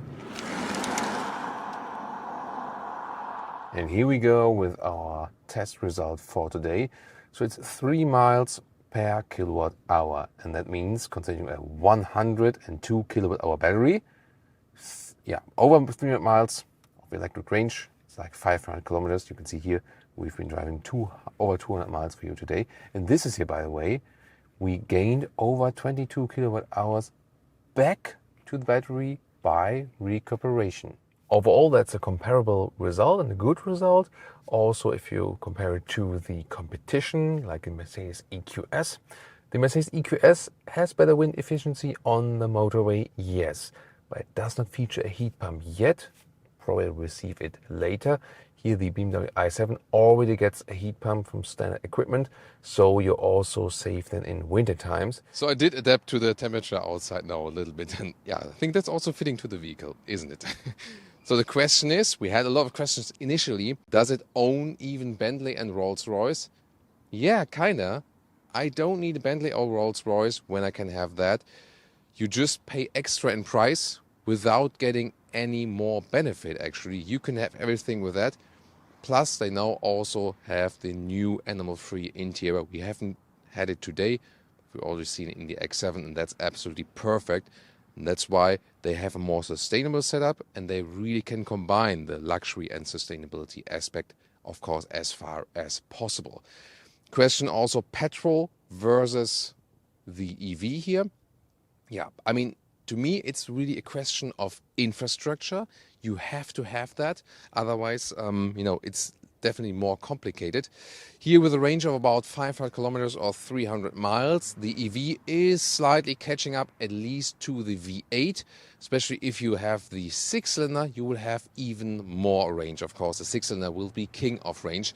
So yes, the combustion engines will still give you a higher range. That's for certain.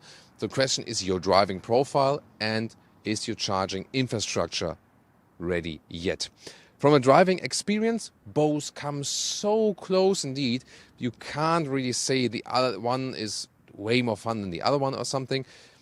I felt like this low sonorous frequency sound of the 8-cylinder does deliver some more natural fun driving feeling, a little bit just, than the i7. But again, it's not a huge difference. That shouldn't be the crucial point if you go EV or not, actually. And what about the direct competition from the premium manufacturers, like Mercedes, for example? Well, especially with the rear comfort, it's easily or way better than the Mercedes EQS and also everything else. The only thing with these new vehicles here, also in this new generation, the user interface has become more complicated. That's also the thing here. You can get used to it a little bit, but still, I think at some points they were going in a too complicated direction. Other than that, what an impressive vehicle. Join us for a full driving review of the Audi S8, one of the weapons from the Audi lineup, the top luxury sedan in the sportiest setup. As you know, exterior, interior and the sporty driving experience. Enjoy it in full HD, full screen and full length. Let's go.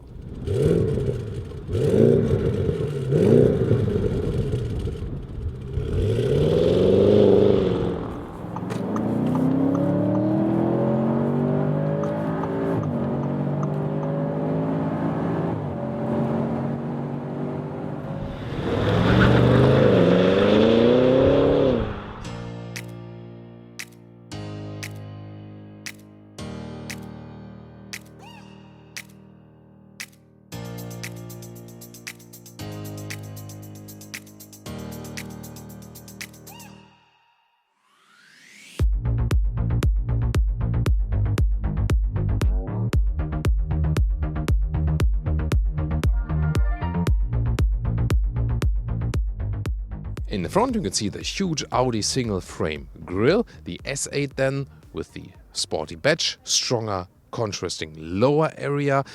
This is here the chrome contrast to the Navara blue. I think it also fits better. However, you could also go for a black pack for a more sinister look. LED headlamps are standard, optional the matrix LED with laser light function, which is also equipped with this vehicle. And taking a look here at the turning indicators or hazard lights, of course in a spectacular cascading style. The length is either at 5 meters 18, 17 foot or 204 inches short wheelbase, or the long wheelbase version, which is standard for the US, 5 meters 30, 17 foot 4 or 209 inches. Here we have a European model with a short wheelbase. You can see that the rear door is not that long actually. Then the wheels would come 21 inch as standard in the US, but here we have the 20 inch with the winter tire still and with the optional carbon ceramic brakes. And wow, once again, what a great contrast here to the Navara blue color, and also with the contrasting side mirror caps. A beautiful, elegant design, also with this falling roofline right there. Look at these color nuances right there. And interesting design lines here above the door handle. Here it's actually inside the door handle, but then two more are forming right there for some stronger shoulders. So a very elegant styling. This is the top luxury sedan in the sports styling, but not over the top definitely. Air suspension is standard here for the S8 with the sportier setup, soon more when driving that vehicle of course.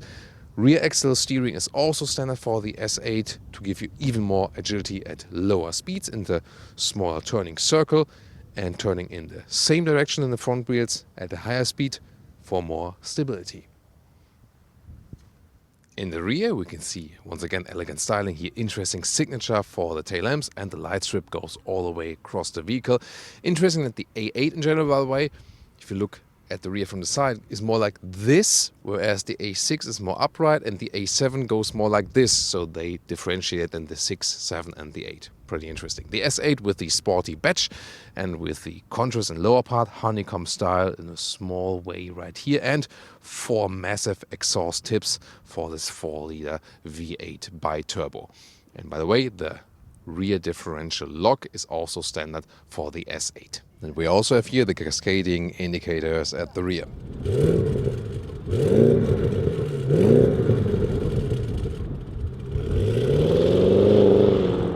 And under the hood here we have a 4-liter V8 bi-turbo in the S8 with 571 horsepower.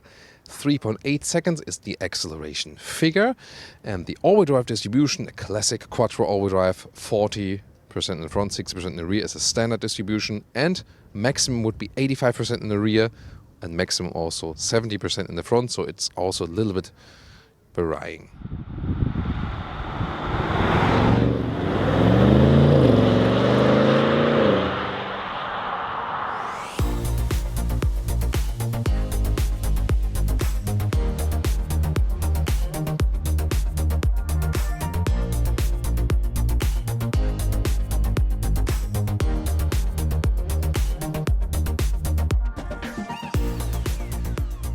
Car key as badge at the other side. Here we go. Then first of all, door closing sound. Ooh, nice, very solid. And have you seen that? Here, the car lifted up because I opened the door, the air suspension put it up. And also an option, door closing with a soft close. Really cool. And I mean, this lifting up of the air suspension was really quick as well for better entry level. Then everything stretched tightly, carbon fiber design, then a bright microfiber, that's beautifully done. The door handles here, they open from the lower part and just a little bit because there's also, you know, a help to get out of the vehicle, so the door automatically opens a little bit. Optional B&O sound system, great 3D sound, and then this S interior, or the S8 steering wheel with the badge, huge 2 openings. We know that from the normal A8. The seats, they come here with the sport seats with the S stamping. In Europe, you could also go back basically to the normal comfort seat. That's possible. In US, only the sport seat here available. And sadly for the S8, so far only with animal skin. In the Audi e-tron GT, there's more progress for animal-free materials. Then getting inside, this is really great comfort here. So the seat form itself is really awesome comfort. And when I put the seat all the way down with one with A6 or 6 with 1, plenty of headroom. I usually put it up that it's a little bit more upright. I have better seating comfort than electronic support here for the steering wheel, up and down, in and out. Takes a while, but it's also a good and smooth process, and yeah, really a place to relax. The thing is, when you think about, yeah, you found this car so cool, you don't really need the space in the rear, and you want it a little bit cheaper. Indeed, if you think about an Audi A6 or Audi A7, and they're also available in the S models, then, for example, or in sportier models, in the front, they are not too different indeed. So if you're driver focused, you will also be fine with the A6, S6, S7, A7. Won't make such a difference seating wise in the front. Screens. 12.3, 10.1, 8.6. But the funny thing is, although it's screens all over the place, the user interface is the best screenish interface we know. Why? It's still straightforward. Soon we show you with all the details of the screens. Rest of the interior, you see here, stretched horizontally. This, you can serve food theoretically, if you would be allowed to serve food in a vehicle, which is never allowed. Yeah, sorry, my rule. Then here, ambient lighting, beautiful, especially at nighttime driving. Our nighttime drive will, of course, also commence soon. Then the Quattro logo, the glove box, and a little bit overlapping right here. Such a clean design layout, definitely. Steering wheel here with volume control on the right side, left side to control the digital instruments, and also more about that soon. These screens can also interact together a little bit. For example, if you're in a GPS and search for an address, then the lower part becomes either the keyboard here, or you can, like write, like here, Berlin. Sorry, that's, the car, here, the car could read my terrible handwriting. Thank you, S8. So this will be possible, of course, also with the voice control. Then here in the lower part, you can activate the camera system, for example, and the camera system also has this 3D view. That's always spectacular. Oh, they didn't go for the blue color here. That would have been a cool detail, wouldn't it? Then here in the lower middle console, we have the automatic shifting lever with the carbon fiber cover.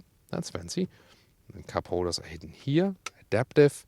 And then we have this armrest, and you can either put them up a little bit like this really practical for driving, or then lift them up completely. But here there is like this, I'm not sure, that doesn't sound right, It's the only thing I find here in the interior which doesn't sound right.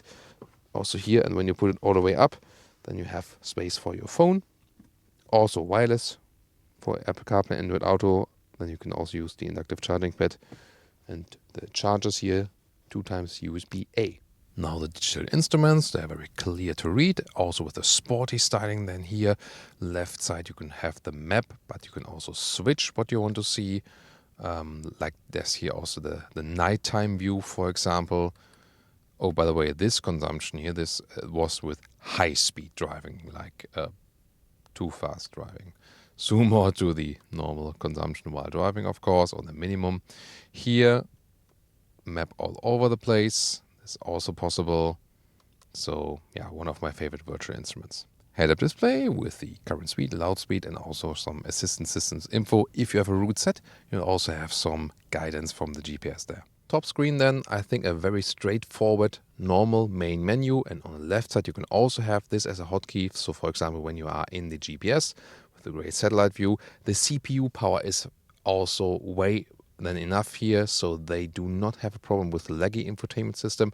And then I always put the Apple CarPlay hotkey here on the left side, and then I can also play my music. And I can tell you this B&O Bang & Olufsen sound system here it's just super amazing. It's an absolute joy to drive this vehicle and listen to it. Really cool. This is how the Apple CarPlay integration works. also all over the screen. Works very, very well. So I'm really happy with this infotainment system.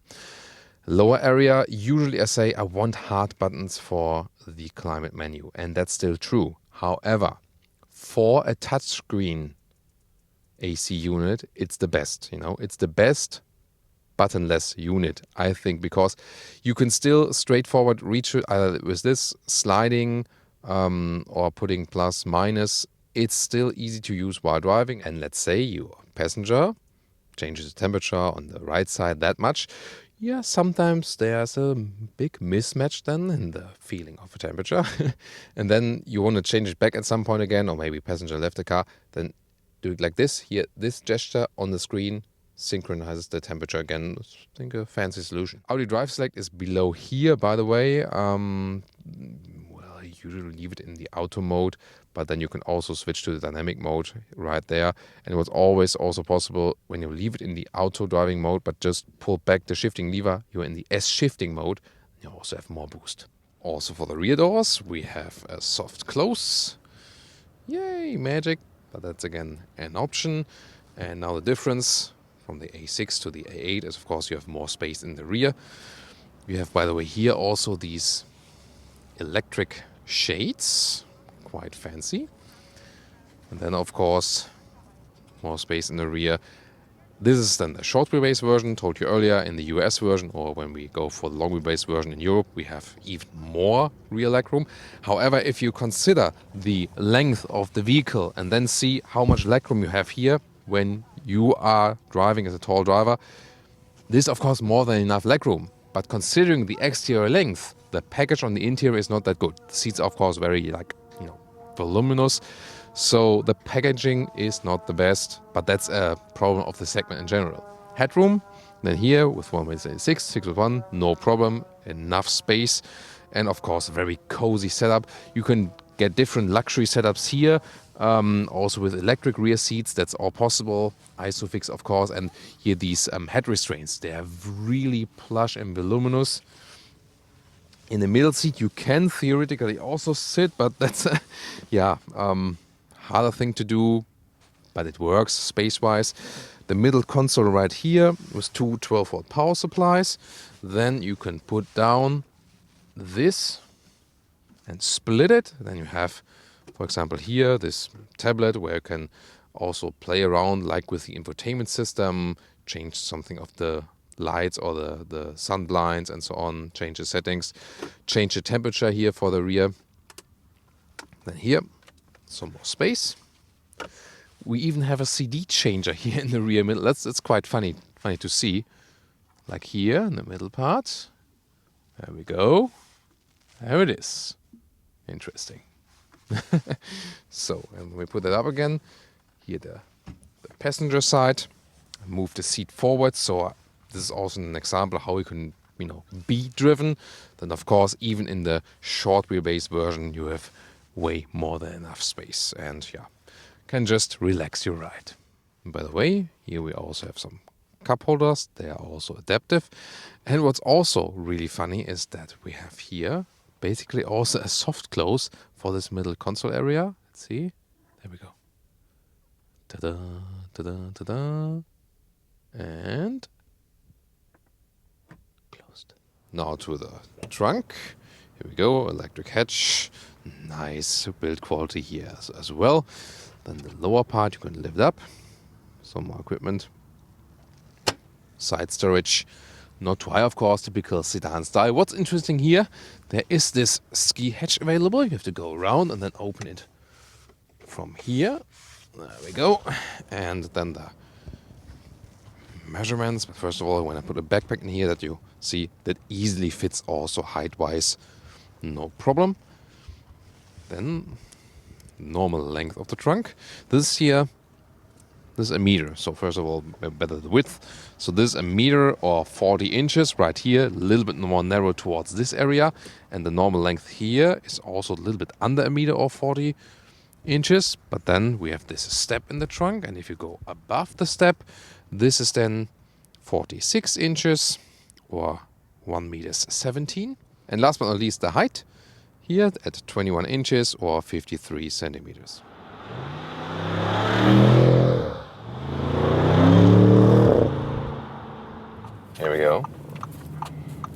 axle steering, awesome. Such a long vehicle, but due to the rear axle steering, really, relatively narrow turning circle. And I promised you something special, told you earlier.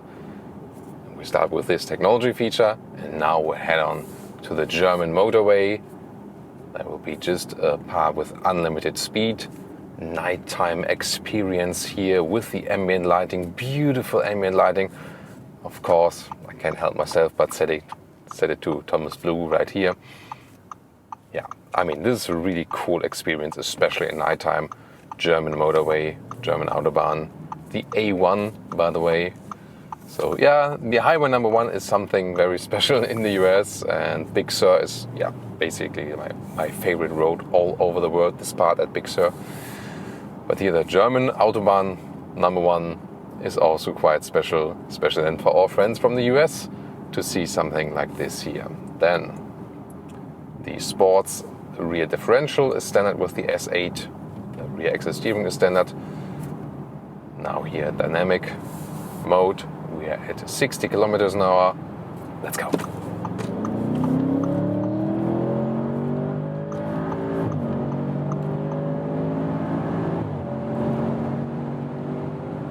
And now we are at 200 kilometers an hour, 125 miles an hour. That went pretty quick and super smooth. This is also a very interesting part because we have a bend right here. You see there's also a lot of traffic, but I mean 200 kilometers an hour, 125 miles an hour, and it feels like nothing in here, literally.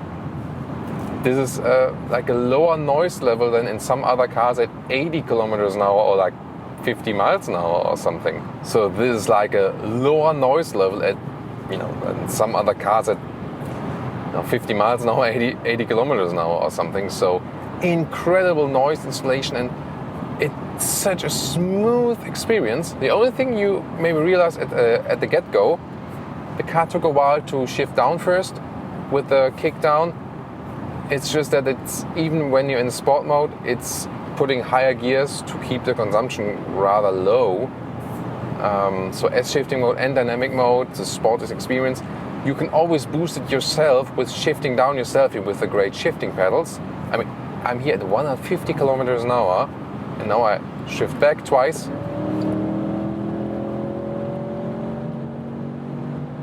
And 200 again.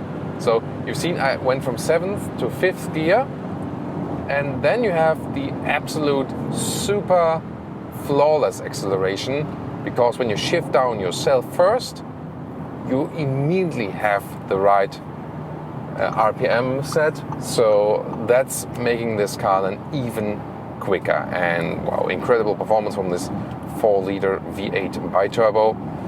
You also have the MF system here now, the mild hybrid system. Of course, when you drive so high motorway speeds, it's not, not that low in a fuel economy. But however, in a mixed average, you can score something 10.5 liters in 1 kilometers. So yeah, that's a little bit more than 20 mpg US and a little bit less than 30 mpg UK. Considering the size and the power of this vehicle, it's still somewhat okay. Even if you are at high speeds here, 100 kilometers an hour, now unlimited speed again. I shift down myself.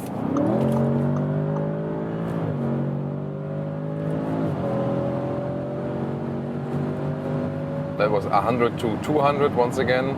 And have you seen it? I shifted down twice, but then the car went back 2 more gears to, like, we were driving 100 kilometers an hour or 60 miles an hour, and the car was shifting back to 3rd gear.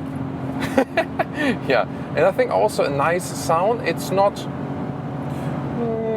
it's not annoying or something. It's, I would say, it's not too loud.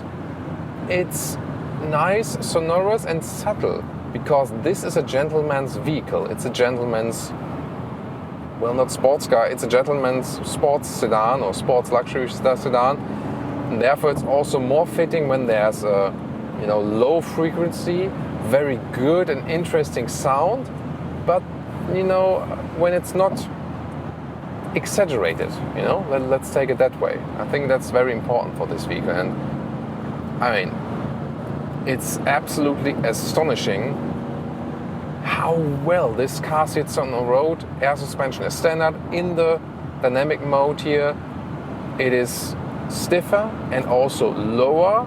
The air suspension can change the level, and in the dynamic mode it just goes lower to give you more contact to the road. And it's such a smooth and sporty driving experience. Yeah, I mean, it's at some point beyond description. So this is such a perfect Autobahn vehicle. It's definitely one of the best cars you can drive long-term motorway, no matter if it's fast or slow. It's just incredible, and I hope you really enjoy this experience here together with me, and especially here in this nighttime area. Now we're getting a little lower speed. There's also speed camera being announced. Yeah, thank you so much for announcing it first. Really important for this vehicle. Now I'm going back to the Comfort Plus mode. Now the level of the air suspension is raising a little bit. I have more dampening comfort now. And for example, I could stay in this comfortable mode, and maybe at some point, you know, like when I can accelerate here again, I would just want to change the shifting mode. Then I can go to the S shifting mode, but keep the soft suspension mode, just by pulling back the automatic shifting lever and go back again, and I'm in a normal D mode. In the S shifting mode, then it shifts up later, shifts down earlier, but the suspension and everything else is just kept the same. However, if you're in dynamic mode and the suspension is a little bit stiffer, it is still super comfortable. So yeah, this car is always comfortable no matter in mode you are in which mode you are in. But of course, if you drive a little bit faster, the firmer suspension in the dynamic mode also helps you to keep the control a little bit better, and it's also a little bit more fun to drive, then no doubt about that. If you do normal acceleration here, like from 100 to 130 kilometers an hour, like I'm doing right now, just with a slight press on the throttle, you don't even realize that. Therefore, you always have to check the speed, that you don't exceed it. In other cars, you would really feel, you know, like a transition from, whoa, and that, yeah, always have to pay attention to that. Glad he had that blind spot monitor. Yeah, sometimes, I was taking to the right, yeah. Always pay attention when driving motorway. You see, it's quite dense traffic, but it's also a realistic scenario. So we have some parts on the motorways where we can drive unlimited, but there's also parts with dense traffic and also with limitations, of course. Then, put it into the middle lane, set the cruise control. I can set it to 130 kilometers an hour, which is the current speed. There's also traffic sign recognition, so when the speed is changing, the car will also adapt to that. That's really flawlessly done. Even in advance, this is so-called predictive assistant for more efficiency in the highest build of the assistance systems packages. And then the car will decrease the speed in advance to be more efficient. And when you are not using the cruise control, you will still get info of that. There will be like a lift your foot symbol in the head-up display, and you also feel it with the two vibrations in the throttle pedal, and that is then signalizing, Thomas, lift your foot off the throttle if you want to be more efficient. And efficiency in Germans, that's our thing, Yeah, at least something we can do good, right? We're not, we're messing up so many things all over the place, for sure. Germans will know, but efficiency is, at least in some parts, at least for cars, sometimes quite on top of the point, yeah. So back to setting the cruise control, and you can just relax then, basically. And then you can also decide if you want this active lane keeping assist or not. And this one is really keeping the car very well in the lane, but you can always deactivate it at any point. Here it's a very smooth thing. You should keep your hands on the steering wheel all the time. It's not nervous, not like left, right. It's really subtle experience that the car is kept on, yeah, now please take over steering, direct your attention to the road, evil Thomas. So sometimes always also giving me these false positives, let's call them that way. Blind spot monitor here appearing, really cool. And it's so helpful to have this one integrated in the mirrors, and then it's also flashing right there when you set the turning indicator. Now even decreasing to 100 kilometers an hour, 60 miles an hour, and I mean, it's so super silent in here. Yeah, that's really amazing. And consumption, of course, a little bit higher because of our high speed. But I mean, at some point, when you do like cruise control 100 kilometers or cruise control 60 miles, you can even bring this down to 9 liters on 100 kilometers. That's then very well 30 miles, so 30 mpg US, or even a little bit more, 30 mpg UK. So it is a very, very efficient 8-cylinder engine. Really have to say that. So I'm quite astonished by that. Of course, we rather give you like not the minimum consumption figures, but also more like realistic ones and so on. Really cool when like the motorways go down and up again, and you see on the left side the bright lights, you know, the white lights, and on the right side the braking lights or the normal rear lights. It's obviously very cool scenery then for that one. And maybe you also realize how, you know, how I don't have to raise my voice at all. This is definitely one of the most silent vehicles on the road. And the cool thing here about the S8 is you have more power, definitely, but there's no compromise in the comfort. So let's say you have an S-Class and you go for the S-Class AMG, the difference there. Then you have to compromise on comfort a little bit, you know, because the S-Class AMG is just way sportier, but you also lose some of the comfort. Here, A8 or S8, you will have the very same comfort in the S8, just that it's sportier. Of course, more expensive, even more expensive than the normal expensive A8. Yeah, so of course pricing is in a way ridiculous for this segment here overall, because at some point it's not so much more expensive for the manufacturers to build this vehicle, but they just get more money from it, you know. Whereas when an Audi A4, Audi makes like, let's say like €1,000 pure revenue with that car, something like that, like low 4-digit scale. And with cars like the A8, Audi makes like a high 5-digit figure pure revenue from that, you know. Now speed is a little bit higher again, and I mean I just have to leave my foot on the throttle just a little bit, and then we already get it. And let's go to the dynamic mode once again, 100 to 130. Let's shift back ourselves, 4th gear. Whoa, that was 140 already. No one saw that. Whew, at least that wasn't recorded on camera what I did now. Yeah, but in all seriousness, I always obey the speed limits, because that's the way. I mean, I had my driver's license, I made it in 2004, yeah, and I never lost it ever since, and I never got like a big fine or something, and that's really important for my job, because I mean, it's like with a taxi driver. If I lose my driver's license, I can't work. So that's really important to me. I mean, sometimes you have these situations where you are super unlucky, you know, like, you know, 100 kilometers an hour, and you say like, don't want to like waste all the fuel. I want to let the car roll out a little bit more, and then you take 1 or 2 seconds longer that you are on the new speed limit, and then exactly there, like a couple of meters before, they put a speed camera. It's like, really? Seriously? Is that so important now for road safety? I mean, we all agree that like in front of schools and, you know, where there's small kids and so on, speed limits should be really strict and really also controlled in a, you know, regular way, if not with fixed speed cameras. Everyone is fine with that, you know.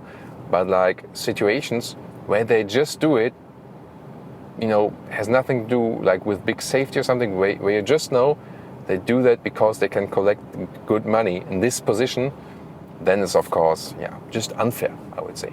But I mean, we should all obey the speed limit. They are there to be, you know, obeyed. There's always a reason for that, most of the times. Here now in the traffic situations in the construction lane, it's also a wide vehicle, especially for European taste. So you see, it doesn't really fit with the construction side lanes here. But still, since you have this rear axle steering, it feels more compact than it is. We started the driving part with the rear axle steering, and that really fakes a shorter wheelbase. It feels like it would have a shorter wheelbase, and it drives then like this at slower speeds. The rear axle or the rear wheels turn in the opposite direction than the front wheels, and at higher speeds here they turn in the same direction to give you more stability. And I can just stress again, the rear axle steering is for long wheelbase vehicles one of the coolest technology highlights you can have. It's really awesome, and I would always go for that. Gladly, it's standard here with the S8. What's going on? An accident there or what? Changing the tires? How many people were in this vehicle?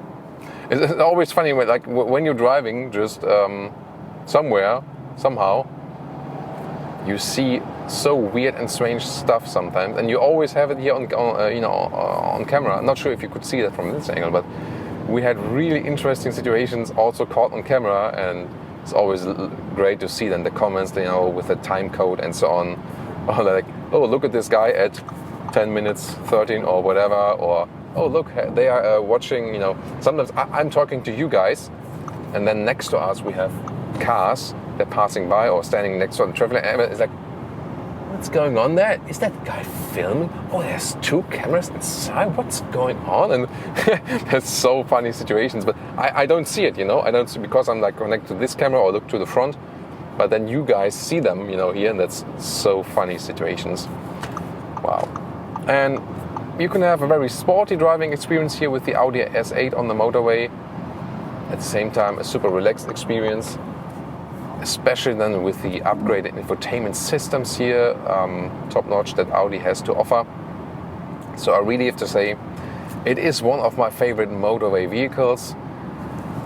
Especially to me, of course, and to more and more people, we care about if animals are being used to put in the vehicle. I think that's something from the past. You can have the very same experience with the same material feel and, the quality and so on, even with pure recycling materials nowadays. So I think they should just do it everywhere, and not only, in special models or on request. It should be standard. No one has to lose anything. No one has to lose any luxury experience. We all just can gain from that. So that would be important to me when I buy an Audi A8 or here the S8. They do not offer it in this car here yet from Works. But if they offer that, and I drive motorway for a lot of times, I would seriously consider this vehicle.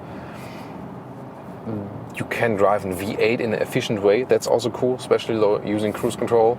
So if this vehicle would be equipped with recycled seats and you put it cruise control on the motorway, it is not, not that catastrophical for the environment if you compare it to like a compact hot hatch or something. That's very interesting thing. Sometimes we have hot hatches that are using the same amount of fuel and with down-tuned, very, very small engines. Yeah.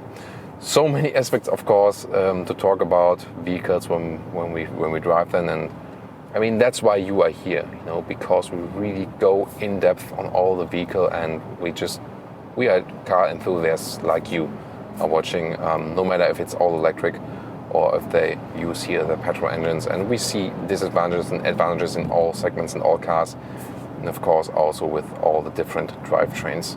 So no matter if you go high speed in this vehicle or if you're stuck here in the construction lane, you can always enjoy your ride. And since you have this rear axle steering, it's also possible to drive very well in the city.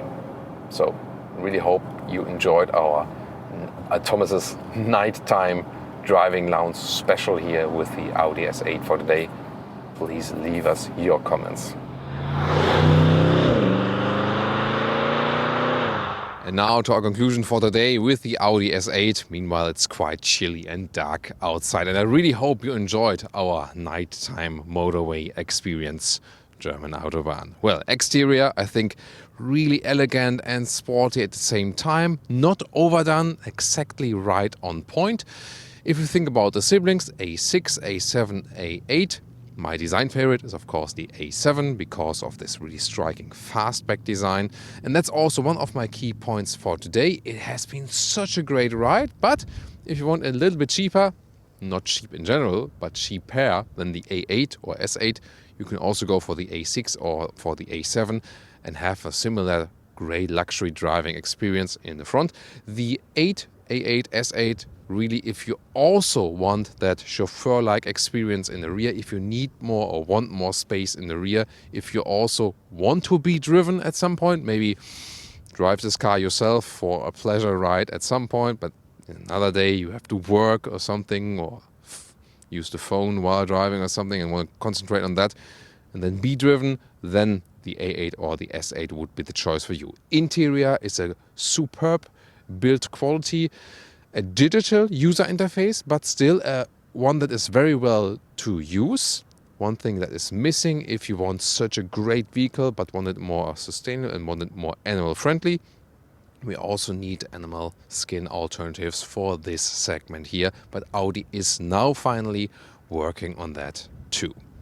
Overall, one of the best motorway or Autobahn cars there is, has been such a great ride. So super comfortable and sporty at the very same time.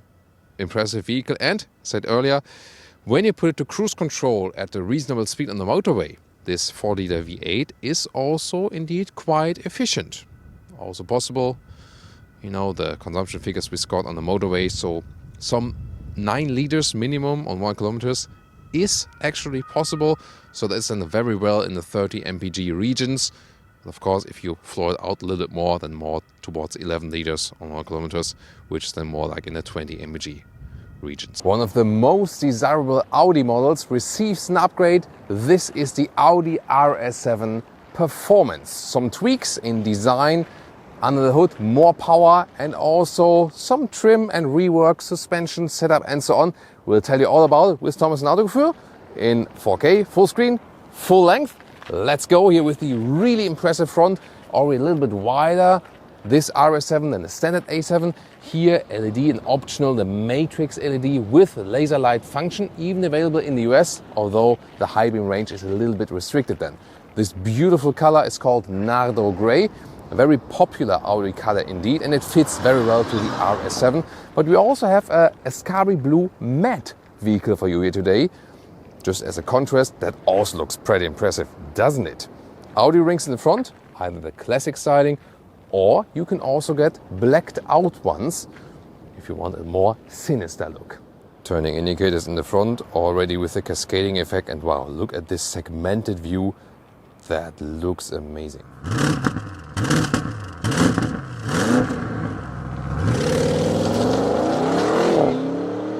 Ladies and gentlemen, come closer to see the 4-liter V8 bi-turbo.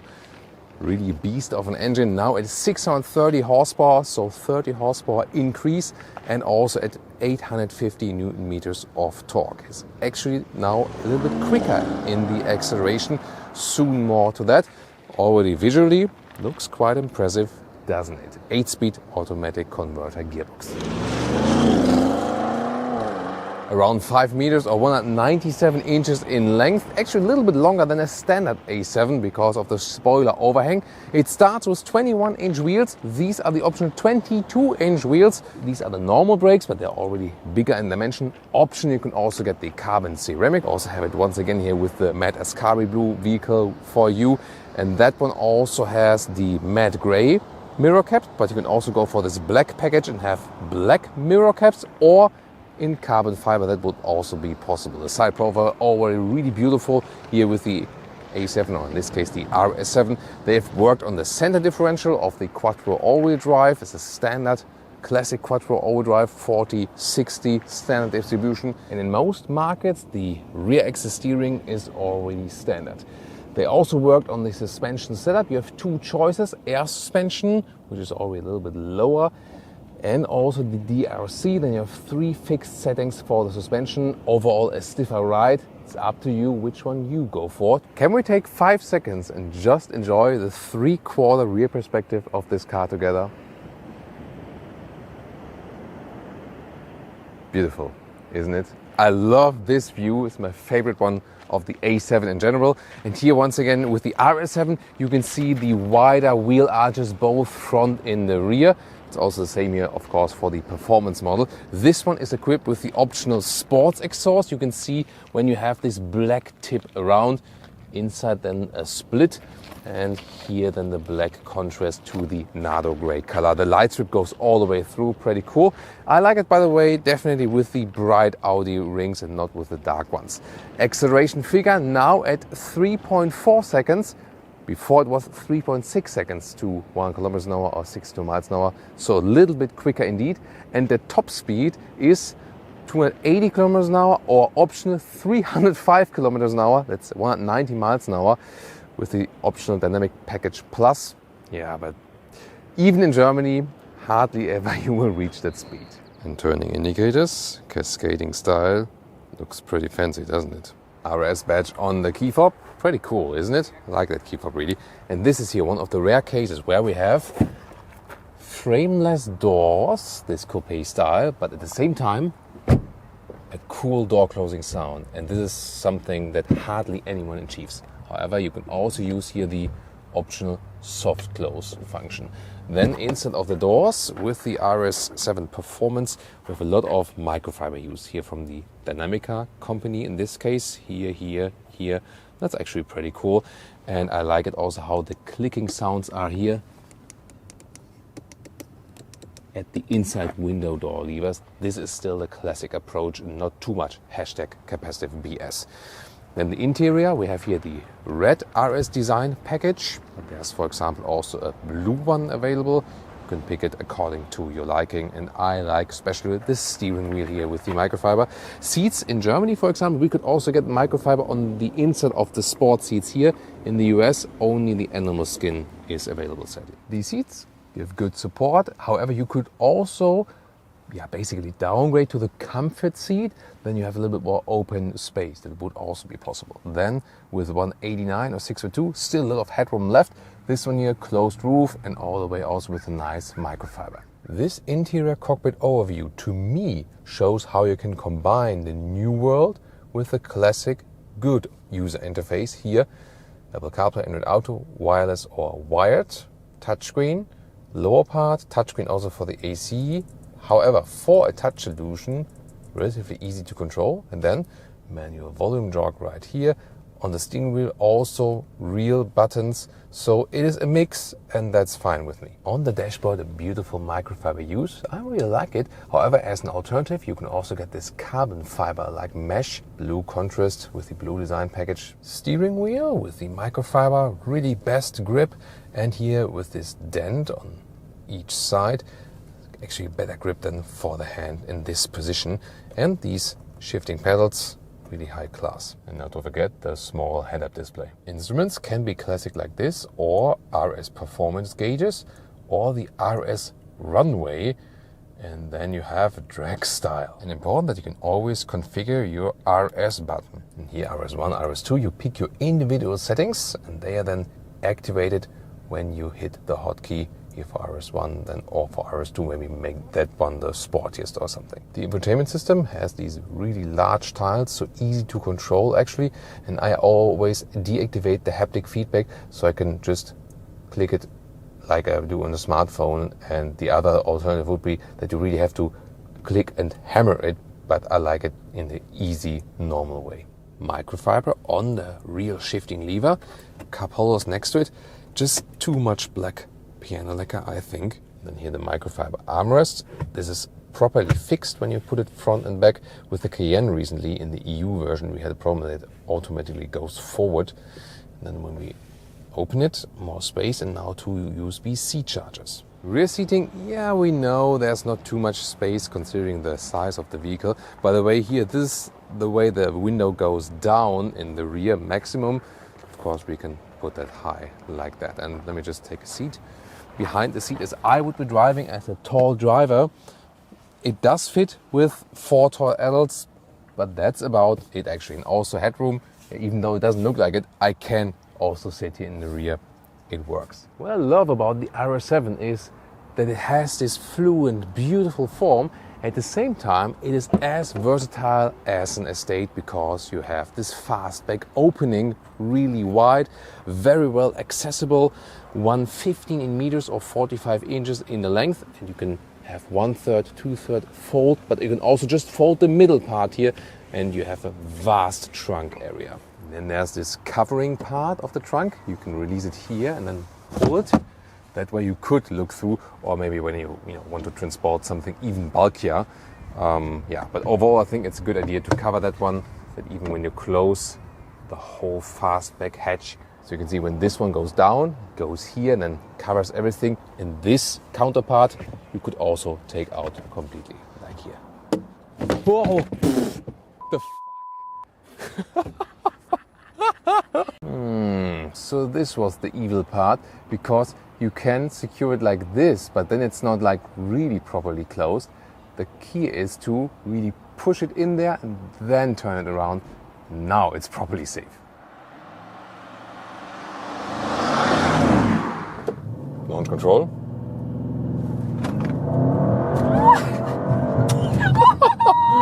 Woo! Yeah, that was like 0 to 50 miles an hour. Easily done, so easy, and yeah, she had fun as well. You heard it. Wow, that is really like a lift off, like spaceship or like airplane or something, and the car suddenly feels so light, although it is actually a large and heavy vehicle. Wow, really impressed by that. And here, especially there, you also feel this effect of putting even a little bit more performance out of this model here with that special performance pack. 0.2 seconds quicker in the acceleration figure to 62 miles an hour or 100 kilometers an hour. Woo! Really amazing indeed. And the handling here also in the Benz is just amazing with that steering. Great grip on the Alcantara steering wheel. Yeah, in that really stiff mode of the air suspension, you do feel some feedback from the road. But of course, you can go to the comfort mode at any time. First comment, air suspension versus the DRC. You can pick both. DRC is a fixed suspension that can be set to 3 different stiffness modes. It does not work like a DCC, that it rules between these modes and has a span, but there are 3 different presets.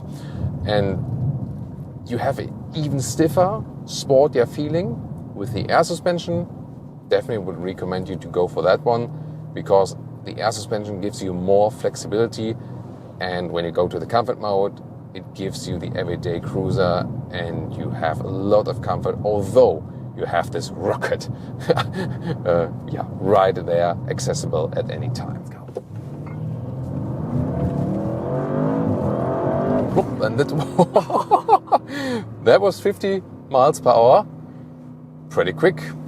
Really good from that all-wheel drive. You have standard 40-60% distribution, and when you really hammer it through, you can also get even more, up to 85% in the rear, up to 70% actually in the front when you have rear traction loss. And yeah, you've maybe seen the reaction of the passenger.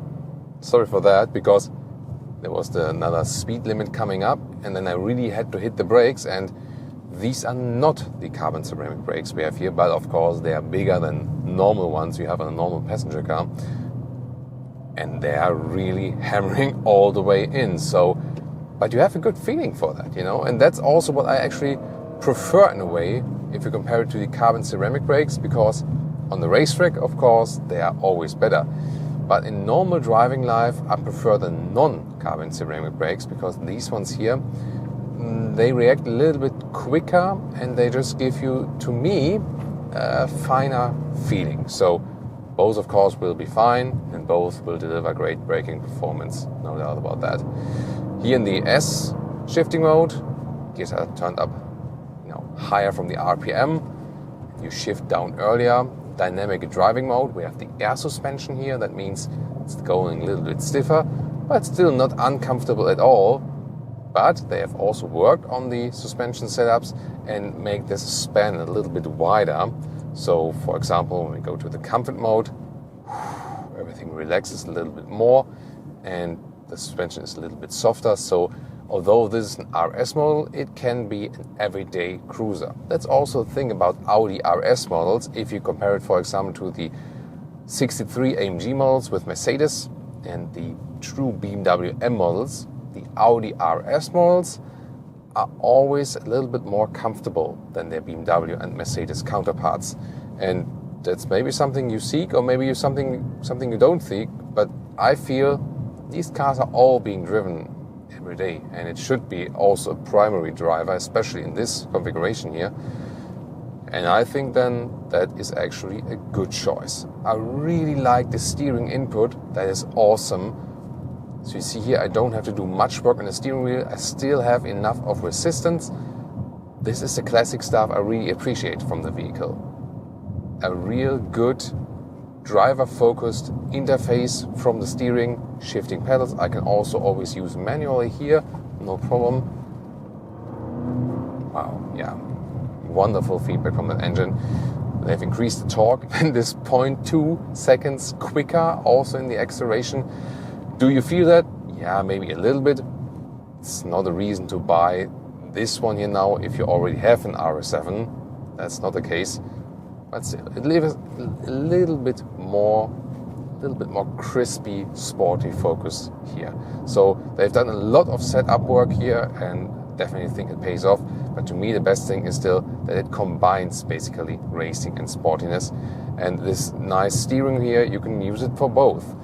You see, it is really precise. It always does what you want to do. And although this is a large and kind of heavy vehicle, it always invites you to do some more slalom driving. And yeah, that just feels beautiful.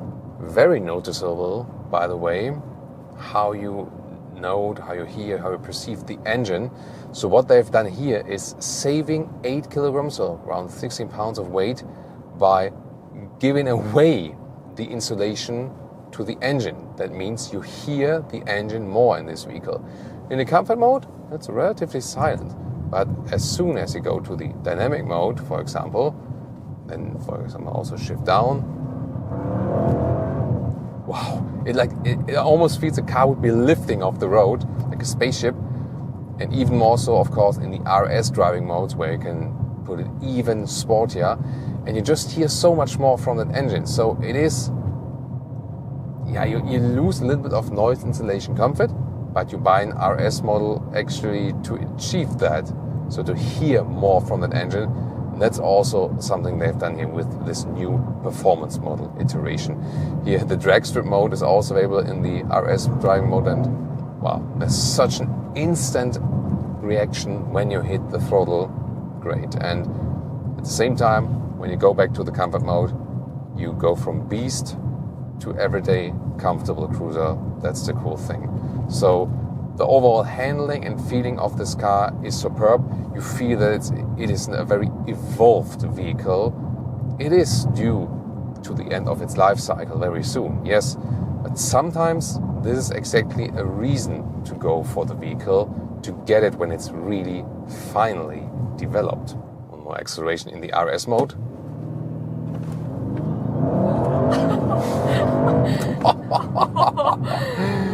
Whew, that was a little bit of preloading. Whew, that is defo liftoff. Panamera Turbo, launch control.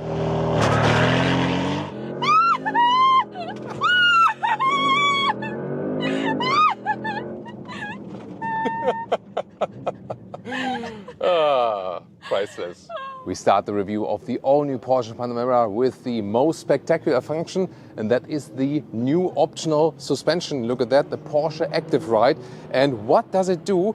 It can, with this hydraulic system, control each individual wheel with a force of 1 ton per wheel.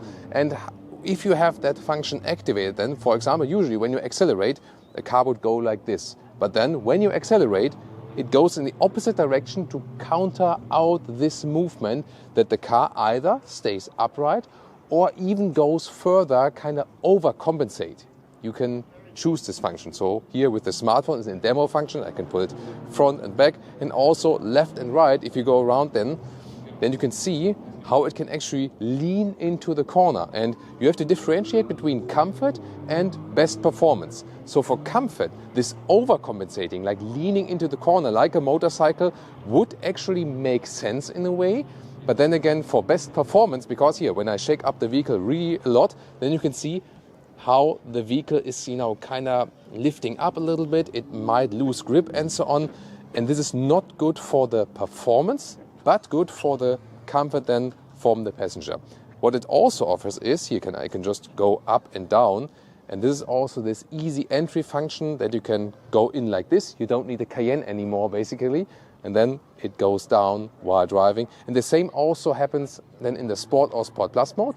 Sport or Sport Plus do not overcompensate best performance. The car always stay upright, but then it even goes lower. So for example, when you're driving faster, the car stays lower center of gravity, also better than, for the aerodynamics on the motorway and so on.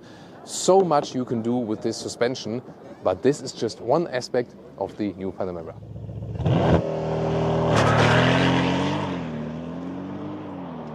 And in this driving review here today, we will test the base version, the Panamera with the rear-wheel drive, versus the so far top version, the Turbo with all-wheel drive, and the 8-cylinder, so 6-cylinder versus 8-cylinder, base suspension versus the more extended super suspension we've just shown you. Everything you need to know with Thomas and Autogefühl in 4K, full screen, full length. Let's go with the front of the new Panamera. Panamera. This is here the Turbo, and that means you have a different styling in the lower part. Always the new Panamera gets the, like this wider opening in the lower part, but here the Turbo gets the horizontal daytime running lights, whereas the base version has it here in the vertical way. Then the turning indicator is also vertical. That's very interesting. And also here on top of the hood, wider accentuations. And you might say, if you look at the previous generation, isn't this just a facelift or something? Well, truth is, 1/3 of the parts remained the same, like the raw chassis. 1/3 of the parts have been really majorly overhauled or changed, and another third are completely new. So no, I wouldn't say it's a facelift, but maybe it's also not 100% new generation, something in between. Then again, we have to say, basically most of the new generations that come from newer vehicles, they have something in common with the previous generation. They just build, and put this vehicle on an evolutionary change. Same happened here also for the Porsche Panamera, because the customers wanted to keep this design actually. And the question is, do you like it? Do you see a difference? Headlamps, by the way, matrix LED is standard, optional or standard here for the Turbo, HD matrix LED for even better high beam performance. And what they have touched for the first time, look at that here, the Porsche crest, the logo. This is also now in monochrome for the Turbo to be a little bit more special. And they haven't done that before because, think like logo, you shouldn't touch that. But yeah, here they did it now to give you a little bit more differentiation between the normal and the Turbo. Well, inside, there you can see the car lifts up. They can get out. Here when I close the door, here also with soft touch, then you can see after a while it goes down again. This is also working with this Porsche Active Ride, this entry up. And look at that, just how quickly it goes. Here we go. There it is. And you might say people went for the Porsche Cayenne because they have a higher entry and so on. You can easily get in and out. Maybe this new system makes the Cayenne obsolete. Tell me in the comments what you think about that. Yeah, but again, it's maybe not necessary, but what is necessary with the Porsche? After all, 8,000 euros is the extra price here for this Porsche Active Ride. Somebody buy a whole car for that. In the length, not too many changes for 5 meters and 5 or 199 inches, more or less the same.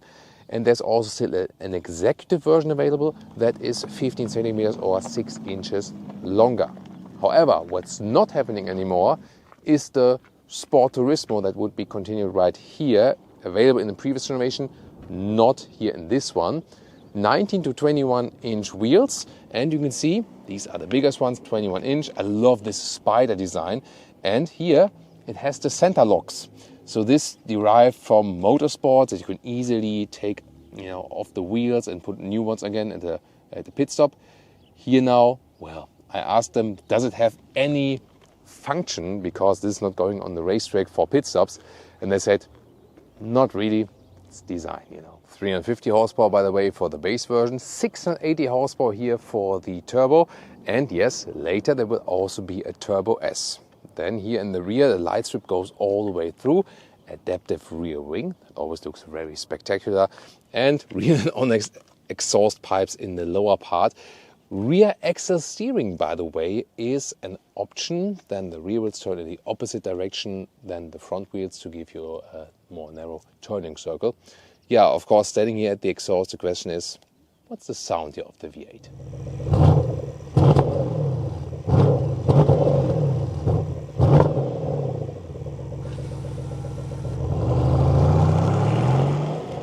Dia is easing around this Panamera here in our parking lot for the next shooting position. Looking good there in the Panamera, definitely, doesn't she? As for the engines, you start with the V6 bi-turbo in the base Panamera, around 5 seconds in the acceleration figure, rear-wheel drive or all-wheel drive.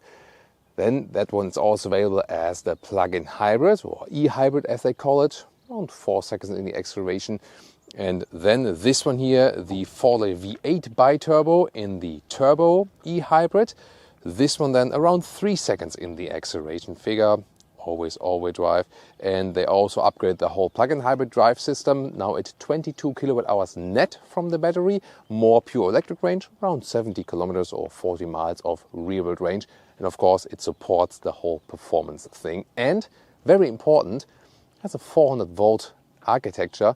And only if you have a hybrid, this Porsche Active Ride suspension is available, because this system needs a high voltage, otherwise it wouldn't work. So base Panameras just get the base air suspension, and as soon as you go for a hybrid, normal one with the V6 or here the turbo with the V8, then actually you can get the Porsche Active Ride with the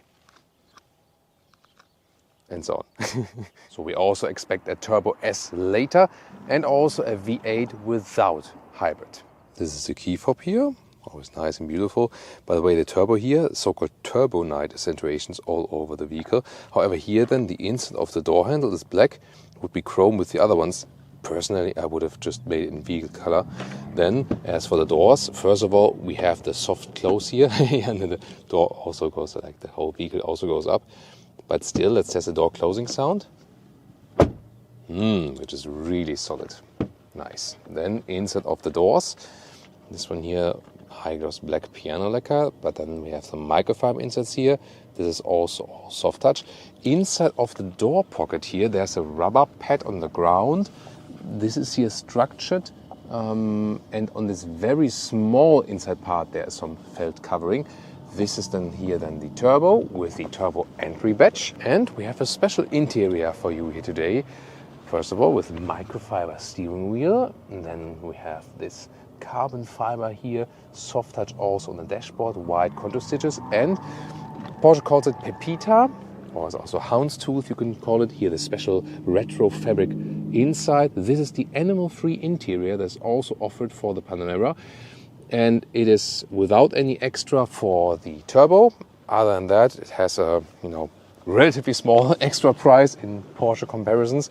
And the cool thing here is that this seat here is not only any more animal friendly, but it's also more comfortable, because the soft fabric adapts better to the body, so it's sportier and more comfortable at the same time. Here, a lot of headroom left still with 189 or 6'2", sitting relatively low. This one, the one without panoramic roof, there is also a version with panoramic roof available. Middle console here, I love the microfiber covering. Look how huge the middle console has become here. Then you open it like this, and there's this splitter here. You can change it or take it out completely. Then adaptive cup holders right here. This slider here for this case is like the inductive charging case, also cooled, USB-C charging. This is actually quite cool, good solution in here. Just, I'm not sure why they haven't fixed this one here completely. This here can be moved, I would have just put it in a fixed way, probably like that. Then I really love here clicking sounds here for the volume button, and also for the temperature control glad they kept this one right here. In the screen setup, digital instruments, then the main infotainment system, and there is an optional passenger screen. At the moment here, from my perspective, you can see nothing. And the base version also just has a black decor element here, but here if you have the screen and then move over to the passenger, and now Leah is overtaking the camera, there we go, then we can actually see the passenger screen, and then you can have everything what you see. Yeah, I'm doing it more or less blindfolded now here, this control of the menu. So yeah, interesting to have that option, but is it necessary? Tell me in the comments. Easy to adjust the drive modes here at the steering wheel, clicking feedback. And then you can pick the individual modes. Infotainment system here, the Apple CarPlay integration, or then back to the Porsche menu. Here, for example, you can extend the spoiler if you want to show off to your friends. You can also deactivate the speed warning here now, because it might be annoying in the EU, but you can also set it to a favorite button at the steering wheel. Rear seats, first of all here, soft touch also top of the rear doors. Really nice build quality here also with the door handles and so on. And then you can also get a through bench, theoretically, if that makes much sense. I'm not sure about that. Usually here you have the two single seats in the rear. That also looks cool because it's like a racing seat also for the rear. You also can get these here, these additional head restraints. They are beautiful here with the microfiber as well. And indeed, super comfortable. So I love them because legroom wise, you see, it now directly fits for tall adults in the rear when there are also tall adults driving. So not too much legroom. Headroom here is okay. Again, the one without panoramic roof. But the seats themselves are actually quite cool. And yeah, the head restraint, definitely my absolute favorite.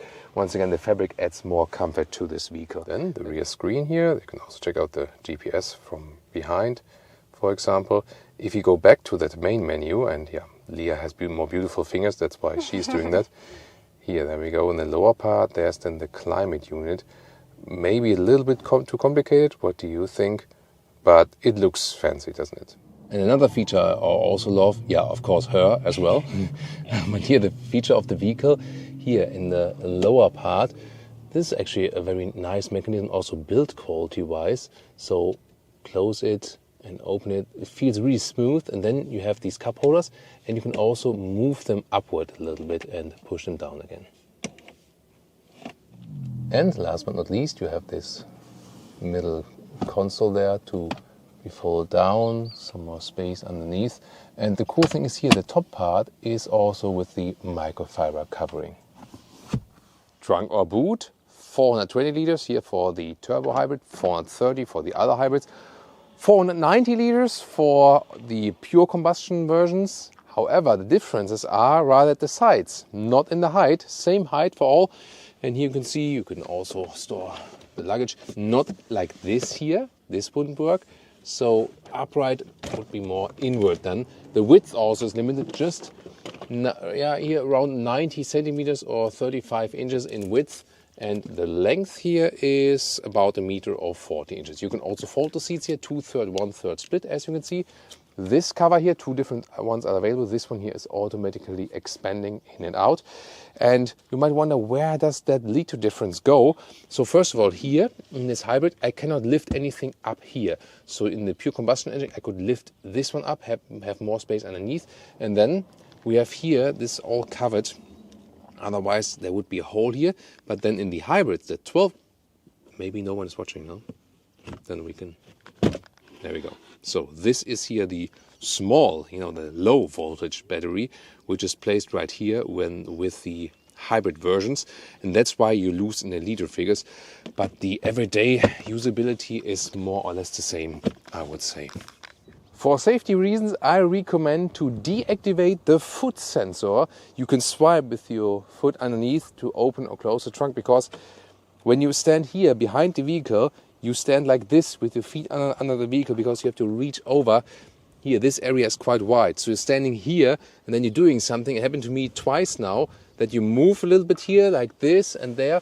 And then by that you activate then here the foot sensor, and then it just comes downward and hits your head. So I would really deactivate it right here in the infotainment system. It is possible, at least. Yeah.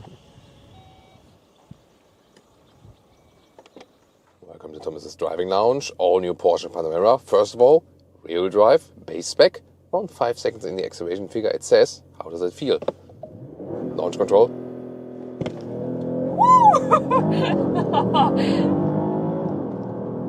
Plop, that's 100. Woo! Nice. Yeah, I think. If you say you want to go for a base Panamera, the Lia meter worked.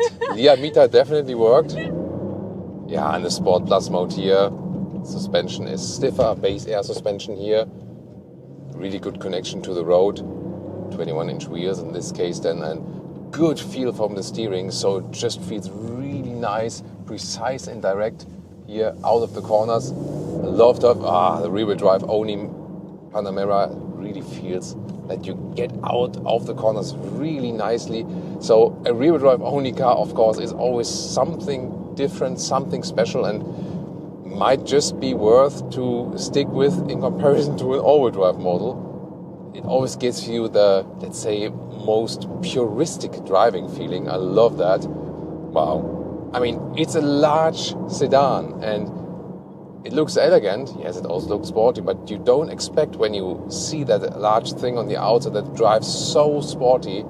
And it is indeed a sports car in disguise, even here already in the base version. So let's take this one here to the motorway quickly. 60 kilometers an hour. Let's see what we can score. 100. 120.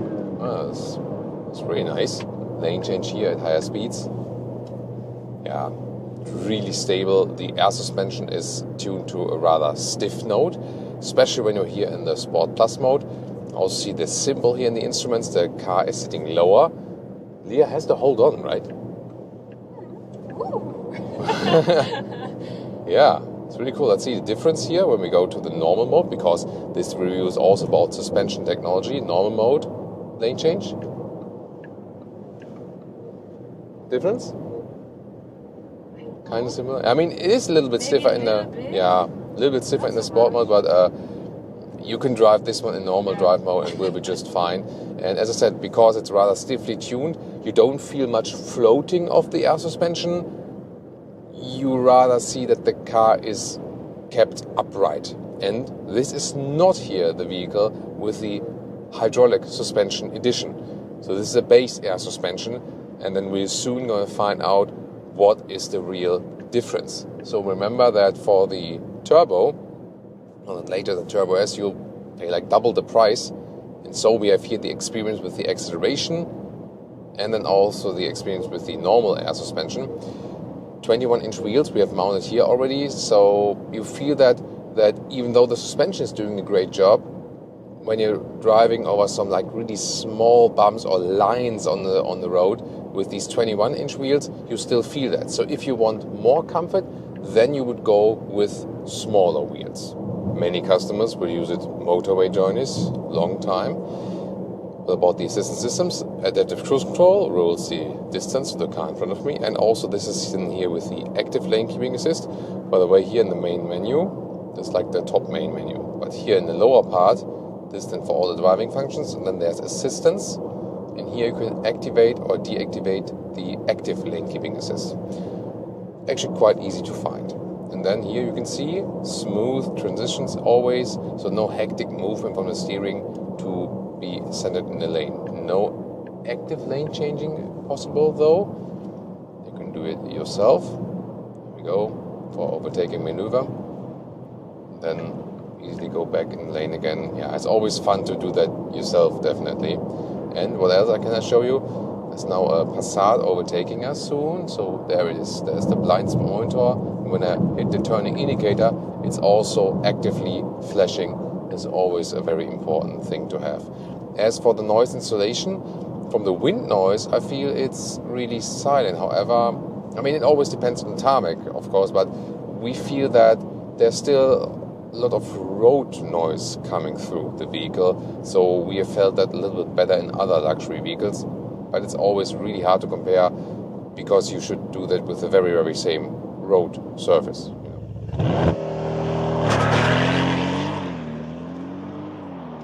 Now the Panamera Turbo. Launch control, let's see what we can score.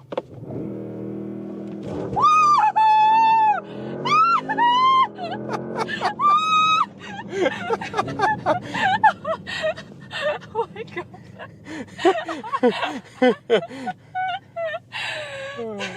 Okay, the Leah meter did go off. Well, maybe you want to see her one more time.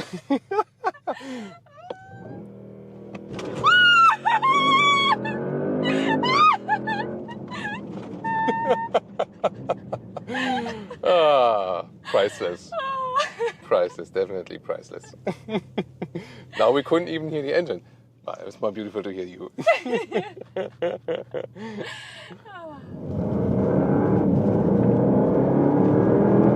Yeah, this is the turbo. You hear it and you feel it.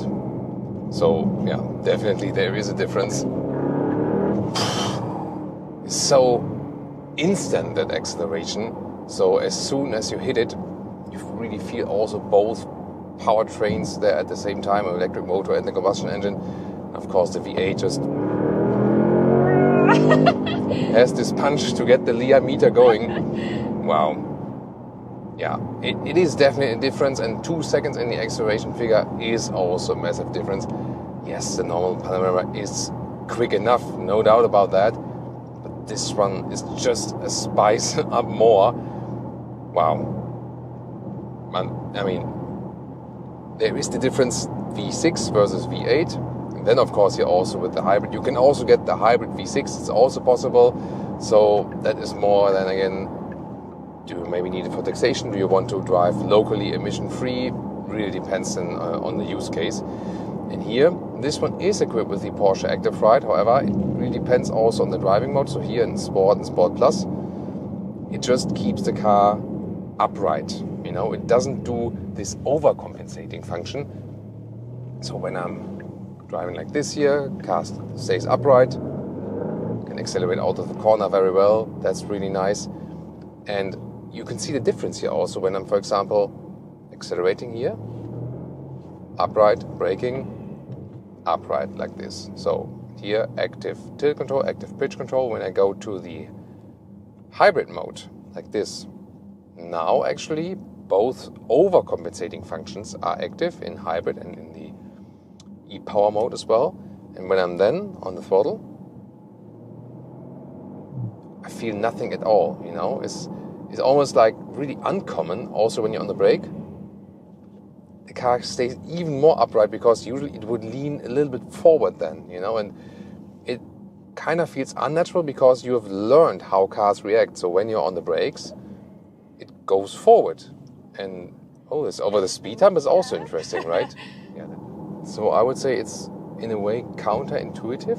So you hit the brake and you expect the car to lean forward, but it doesn't do it. So in a way it messes a little bit with your brain, you know. We can also test how it is when you go left and right. Here at the moment, system is active, this overcompensating. It's not that it leans into the corner extremely, like we did in the demo car, which you cannot purchase as a customer. Here, and when I go to the sport mode, when it's deactivated,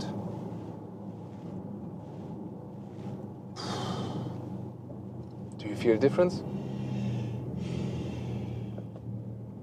It's really hard to tell, you know. So like forward, backward, I think you feel that one more. The sideways part, maybe a little, you know, but only because the suspension keeps upright anyway in all the situations. Flop. Wow, that was easily accelerated once again. But even here then, when I'm Sport Plus mode, and this, you know, active tilt and pitch control is not active, it still keeps it upright, you know. So the suspension is so elaborate always without that overcompensating function. And we can one more time try it with the hybrid then, when I'm accelerating a little bit harder. Yeah. The more extreme you go, the more you actually feel that, you know. So only when you really hit it. in normal situations, like when you're normal speeds on the motorway and going left and right and in the city, then it will not be the biggest difference actually. So here I would say the acceleration difference between the V6 and the V8 hybrid, this is really a very notable difference. If you get the base air suspension or here this technology system, is it worth to pay 8,000 euros extra for it? It is a super interesting technology and it's incredible what it's able to do. But I think this entry help will probably help you more in everyday driving than anything else. And also, if you have to say, you may hear it also like here from the camera, these rattling noises. This from the camera, not from the car. But the thing is that we have also 21-inch mounted here, 21-inch wheels mounted, and I'm not switching a lane that we don't are, like we're not in this destroyed road part. It makes more difference if you just pick smaller wheels for your comfort than actually switching the suspension technology, honestly. This suspension technology is here there that it kind of combines comfort and sportiness and increases it both at the same time. But for 8,000 euros extra, I would just be really fine with the base air suspension as well. Wow, so my engine corners for you. Yeah, it almost feels disconnected from the road. That's the thing, but not in a bad way, It feels like we are flying over the road, but we are flying a stiff spaceship, you know what I mean? So it's not this flying carpet ride like we know from air suspension. It's a stiff connection. It's like you are following the road, but you're disconnected from it in a way, But at the same time, you have great connection also to the steering. You know what you're doing. And I feel when you are in that sport mode and this overcompensating is off, you definitely feel the road in the car more, So this is really for tech lovers. That is really an amazing piece of technology. But my tip would be going for the, for the fabric seats here, V6 rear-wheel drive, and you have a more puristic driving experience, I would say. This in here, the turbo with the e-hybrid, maybe for taxation reasons, or then with the Porsche Active Ride, really then for all the tech lovers. And of course, if the extra money doesn't really hurt. And of course, we have to talk about pricing, at least 100,000 euros or dollars for a base Panamera. But even the V6 base rear-wheel drive spec we had earlier was with a lot of the extras inside and so on at 160,000 euros. Really? And then the turbo e-hybrid at least 180,000 with all the bells and whistles we had in this one here. Almost 250,000 euros or dollars, so $250,000. That's insane, definitely, isn't it? I mean, it's an incredible machine, but also incredibly overpriced. Electric performance lounge with the EQS AMG. We put it to the Sports Plus mode, Sport and Sport Plus mode of our launch control, hitting the brakes with the left foot, throttle with the right foot, and let's go.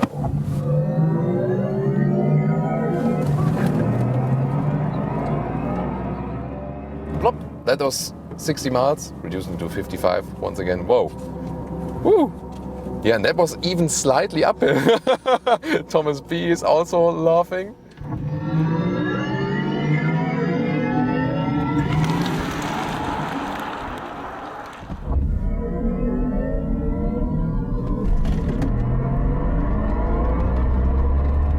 The very first all-electric AMG model, the Mercedes-AMG EQS 53, all-electric and therefore also the closed front grille, but with the typical AMG design, vertical fins right there.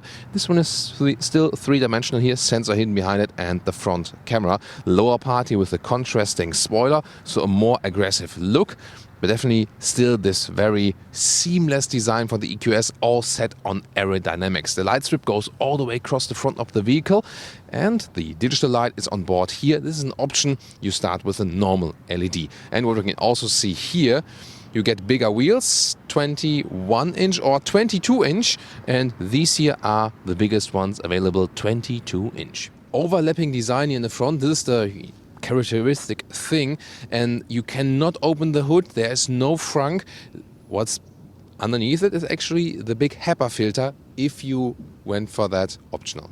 The only thing you can open is here, the wiper fluid box. It looks kind of weird, doesn't it? Yeah, funny thing. So when you want to show off something to your friends, maybe that it is.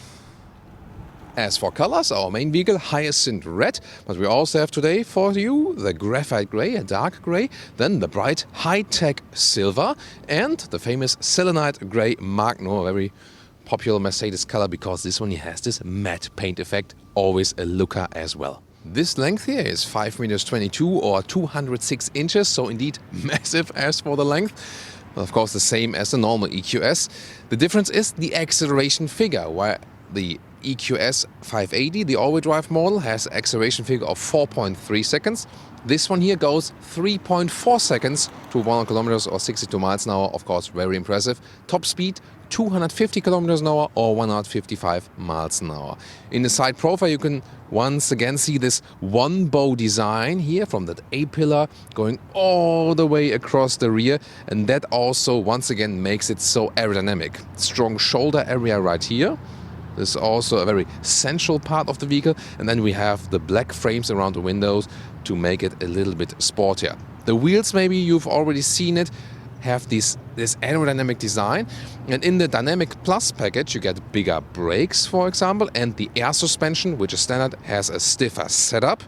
Option, you can also get the carbon ceramic brakes. In the rear, once again the design with the light strip going all the way across the vehicle and a seamless design. Here we have this wing for a little bit more downforce. Well, and then as for technology, the rear wheels can turn up to 9 degrees in the opposite direction than the front wheels. This rear axle seam is really massive. At higher speeds it goes parallel, but at lower speeds you have just more agility, kind of faking a shorter wheelbase. In the lower part, this special bumper here is because, you know, it's the American spec here with a small number plate. It will look different from market to market. Once again, the contrasting black lower bumper in this diffuser style right here. As for battery and range, this one only gets the bigger battery of the EQS. That means 108 kilowatt hours. That's of course a massive capacity. The range figure, we tested it with the EQS 580, and you can score similar figures with that. When you drive really efficient, you can get over 600 kilometers or a little bit less than 400 miles. That is actually possible. Of course, here probably will use the power output. It will be a little bit less. Soon check out how it will be in our today's driving test. As for recharging, 11 or 22 kilowatt AC or then 200 kilowatt DC, and in ideal conditions 10 to 80% state of charge is then done in 30 minutes. This is the car key here with an AMG badge at the side. Then when you open the vehicle or approach it, the door handles fold out. There's also an automatic door opening and closing function available, by the way. So door closing sound is not good at all because also frameless. And here, however, we have the soft close feature like this, and you can see when you close it manually, then there are these motors then inside the doors, and that's why it's kind of weird to open it manually. What's cool here, new materials at the inside of the doors. It's kind of like a neoprene style material here as well. That's really nice.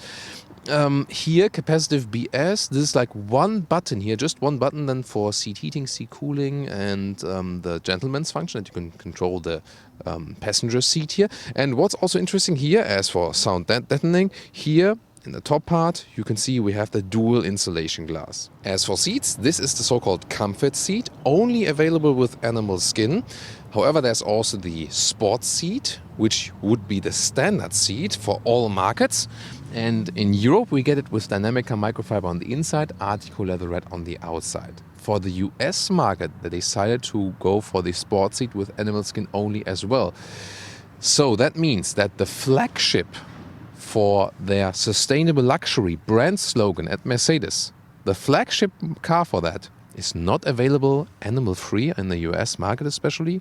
What is this? Then you have to go back to the normal EQS. There you have more animal-free options. And here on the steering wheel, you can at least get the Dynamica microfiber here at the side. But once again, only an option, so disappointing as for the material choices in the EQS AMG. The seating position here in the front, by the way, is actually quite comfortable. However, with the panoramic roof, it gets really close with one of the A6 or 6'1", but for me it's fine. If you're taller, it might be a problem. But the coolest thing here is, yeah, that's microfiber. This very soft cushion here in the front. That's good and relaxing. Interior overview, you can see here, nice with the ambient lighting.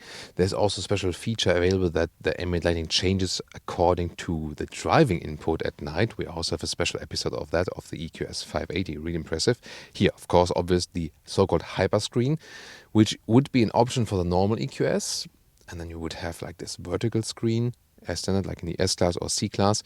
Here, this hyperscreen is standard for the EQS AMG.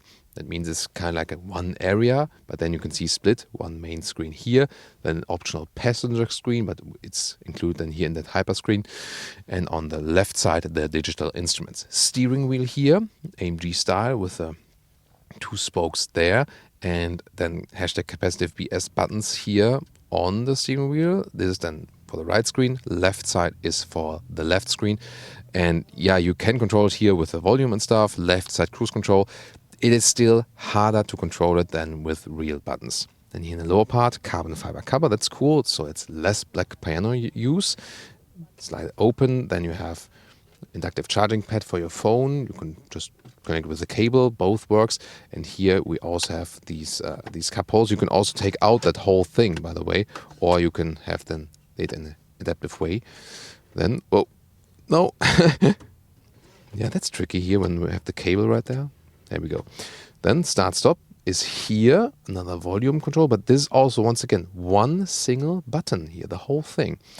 Then, once again, this nice neoprene-like cover. And here, slide open, typical split opening with chargers and space. On the steering wheel, here in the lower part, you can change individual settings. Here, this is, for example, for changing the sound, the electric sound on the interior. On the right side here, this is then for the driving modes. Practical thing to do right here.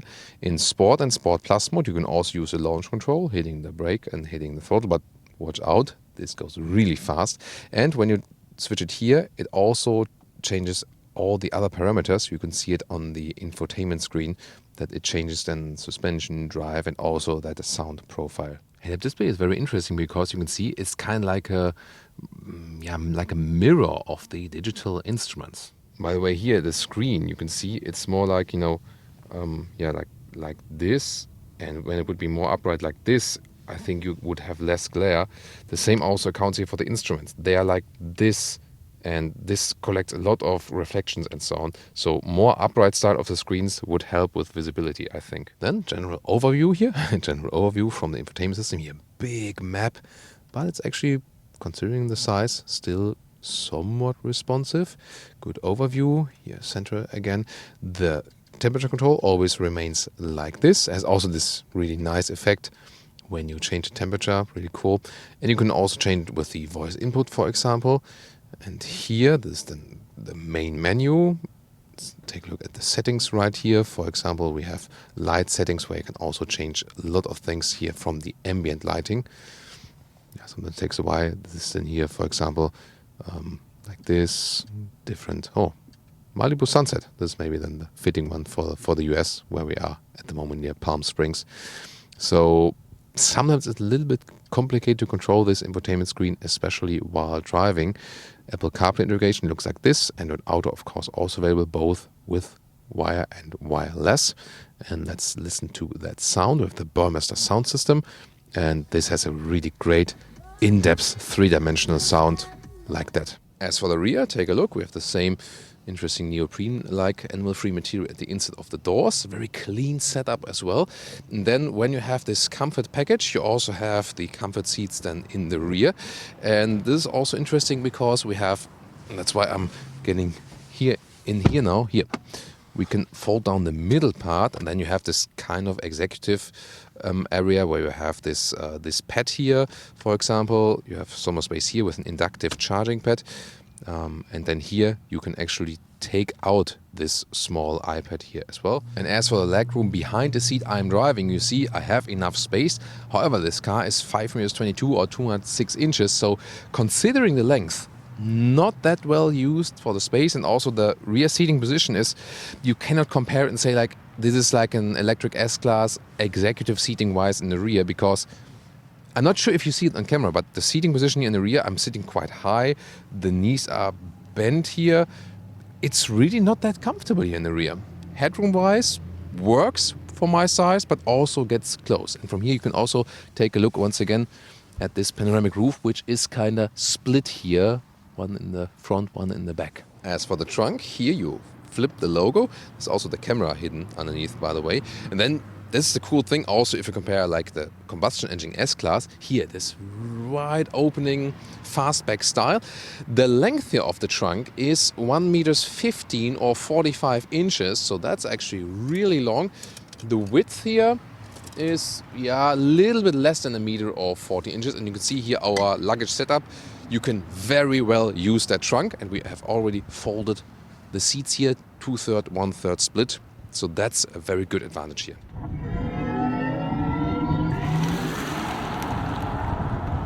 Welcome to Thomas's driving part, electric performance lounge with the EQS AMG. We put it to the Sports Plus mode. Sport and Sport Plus mode offer launch control, hitting the brakes with the left foot, throttle with the right foot, and let's go.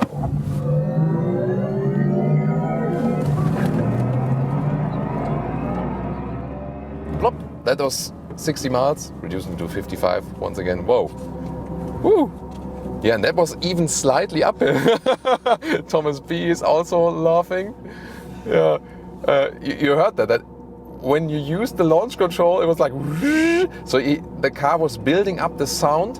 You know, we know it like also from a Porsche launch control or something, when you have like,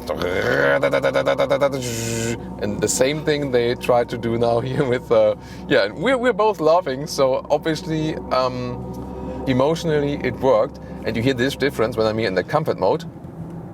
There's nothing. Sport mode. Sport Plus. Do you hear the difference? Here, Sport Plus mode. In the comfort mode, it's off. But you can, for example, also deactivate it on purpose. Here, for example, when I'm Sport Plus mode, want to have like the stiffer air suspension setting, and then here, can deactivate it with my thumb. And that's the thing here in the EQS 580 or also in the rear-wheel drive model. It's not that pronounced, but here in the EQS AMG, they really worked on these sound profiles that are just more prominent. There's always the discussion. Some say, I don't want that at all, but you can deactivate it, at least on, on demand. But it seems to be that the standard setting is still that it's basically always on when you are in this sports mode. And especially for passengers, it can also be good to have this sound feedback because it more aligns the body with the G-forces, and you know what's coming. You know that the acceleration is coming. The steering is, by the way, feels very natural, so that's a really nice steering feeling. Then we also have the rear axle steering, and that makes the car so much more agile, fakes this shorter wheelbase. So although it is a very long vehicle, center of gravity is low due to the battery pack, it feels very, very agile, especially going uphill. When you're going downhill, the weight plays a role and it pushes you out of the corners. But here going uphill, this effect is not that harsh, and it is really so much fun. So hardly ever you can have so much driving fun in a vehicle that is this long and this heavy. And that, once again, low center of gravity, natural steering feeling, and that rear axle steering doing a great job for that. The suspension, the air suspension, even when it's a little bit stiffer in the setup, and we are even stiffer in that Sport Plus mode, it still offers you a decent comfort. We have 22-inch wheels. You will have more comfort when you go for smaller 21-inch wheels, but still the comfort is very good. Let's go to the comfort mode here, compare a corner for that. Yes, the air suspension is softer then, so that is then more this, it's not the soft air carpet ride or something, as I call it sometimes, because it has this sportier setting already. But I think it's, it has a very good balance. You can easily drive this car in a comfort mode and it's still sporty. And I mean, for this launch control effect and the acceleration, that's cool with the sound. But what about you guys? Hearing that now on camera, I would really think it gets annoying with the time, right? I also activate this energizing ambient lighting. I'm not sure if you can see it. It's quite bright outside at the moment. So this also changes according to when I'm, for example, here on the brakes, it stays like this. When I'm on the throttle, it has this animation. Yeah, we did show that in the EQS 580 during nighttime, and some also said like, is this circus mode or something? So some say, that's just too much, but you don't have to use it, you can use it. But yeah, probably I would also long-term switch to just one unicolor style or something. Yeah, and here with the sound, I really think it's impressive to have that at some point. You can see also it turns red when I'm really on the accelerator pedal. Oh, there's a rainbow there, really nice. So it is good for showing off to your friends, I would say, and say like, hey, my new car has this and this feature. But when you're on a longer road trip, probably you would say like, that's enough now, you know, I'm absolutely fine. And wow, that acceleration is so spontaneous, and it is really so much quicker and so much more responsive than you would have with the internal combustion engines. So from a sporty driving fun here, also when you compare an S-Class AMG combustion engine, this one feels so much sportier, such a better response from that throttle. Great scenery, by the way, here, just, you know, close to Palm Springs. What a beautiful area. You should always visit Joshua Tree National Park, by the way, one of my favorite national parks here, California. Really, really beautiful. Well, I mean, driving wise, really super impressive. At this point, we're going uphill, uphill, uphill, then also the consumption goes up, also with the acceleration and so on. But later on, we'll go down it again, and this one has also very good recuperation features. Then we will, at the end of the driving part, tell you more about the really final consumption figure for today, and also as for the maximized range. As for the technology setup, one-legged motor in the front, one in the rear. What's the difference to the normal all-wheel drive setup in the EQS 580? Here in the EQS AMG, the rear electric motor has some hardware modifications. So I think you know that it just used a couple of more rounds around the electric motor, and it's a little bit wider as well. So little hardware changes, but it's the same base electric motor. Some changes there but just to the rear one, not to the front one. And in general, the rear electric motor is stronger than the front one, and that means we also have that rear wheel bias. That's of course a good thing to have to give you some more agile driving fun, and we indeed feel that. At the same time, due to this dual electric motor setup, we can bring all the power to the ground. Wow. Really feels amazing. At the same time, very comfortable, and that's the cool thing. So it can be a great road trip vehicle, and yes, even as an electric vehicle, because it's one of the vehicles with the highest electric range out there. But yeah, I think sport mode would be maybe a good compromise. Some electric sound feedback. What do you think, Thomas, about this electric sound? Oh, I like Nah or yay? this one. Something in between? Yeah, something in between, because I prefer the quiet driving. Yeah, so Thomas B prefers the quiet driving. Yeah, and I think also, yeah, it's just better, you know. And then, I mean, when you want to have it sportier suspension-wise, you can go to sports mode, then deactivate that that sound. So that's always possible. As for the user interface, that's definitely something to control something in the instruments while driving. Here with these slider buttons, always hard to do. Infotainment system also not that intuitive, and sure if you can see it on this camera at the moment here. Look at that, it's kind of ridiculous, right? It's like 1, 2, 3 screens, and then in here we have on all screens we have the map now. I mean, this also shows it's infotainment system overload, isn't it? And especially while driving. So I would have appreciated if this car would be a little bit less tech overkill and a little bit more direct as for the user interface while driving. But sportiness, no doubt, very impressive, great driving. And here when we're going a little bit more straight, let me just show you that. Cruise control here set on the left side of the steering wheel. We also have this active lane keeping assist. Let's see how active it does keep us in the lane. Can we trust it even here on the non-motorway? Now it's, I see, that's too much. So rather meant to be driven on the motorway or when the corners are not that sharp. Here, for example, here now it's supposed to work. So I'm not steering. See here, yeah, that's working well. Just when the corner, the bend gets too sharp, then we really have to, not trust in the vehicle and do that ourselves. But overall, the assistance systems are also very sophisticated. There's also a blind spot monitor available, by the way. Oh, that's so funny. There's the mirror image of the outside speaker here is kind of like mirroring the speaker of the Baumeister sound system at the outside mirror. It looks like the speaker is on the outside. That would be cool, right? And so everyone on the outside could also hear our music. Yeah, or the electric sound. By the way, the electric sound on the outside up to 30 kilometers an hour, just that, you hear that there's actually a vehicle approaching. Wow.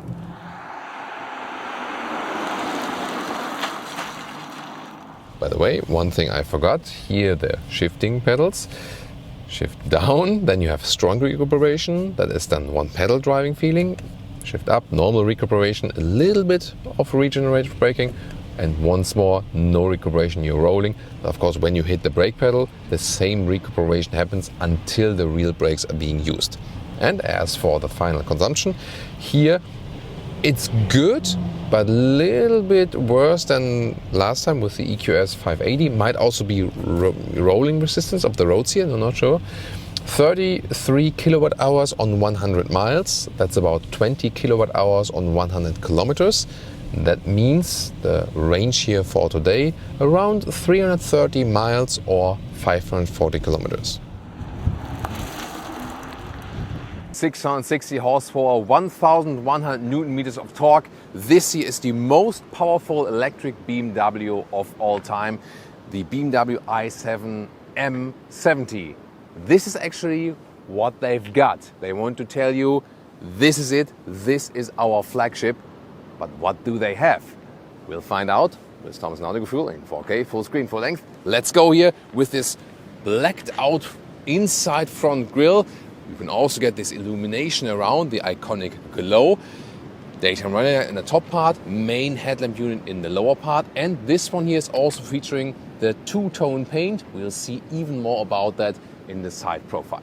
5 meters 39 or 212 inches is the length here of the i7, and this M70 version comes with a stiffer setup of the air suspension, and it also automatically comes with a rear axle steering. Rear wheels turn in the opposite direction than the front wheels, and also with an anti-tilt control that it really stays upright in the corners. These here are 21-inch wheels in this M styling, and you also have this M badge right here. This two-tone paint. Here the lower part is called liquid copper and the top part is called sapphire.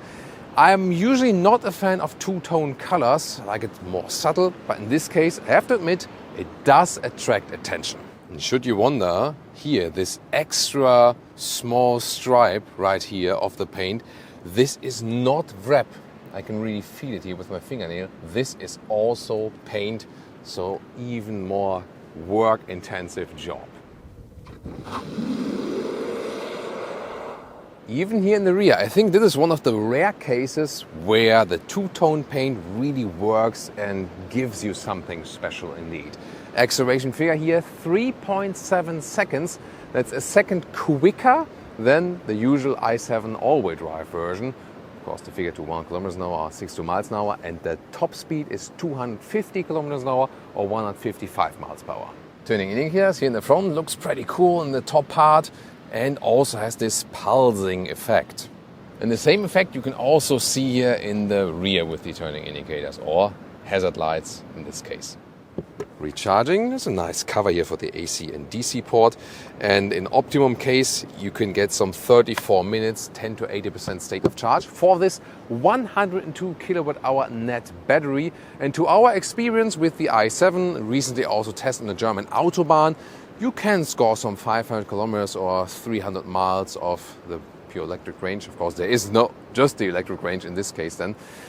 Will be a little bit worse maybe in wintertime when you really take high speeds. Of course, could be better when you have more city use and so on. But let's see later on also what we will score with the top-end version today.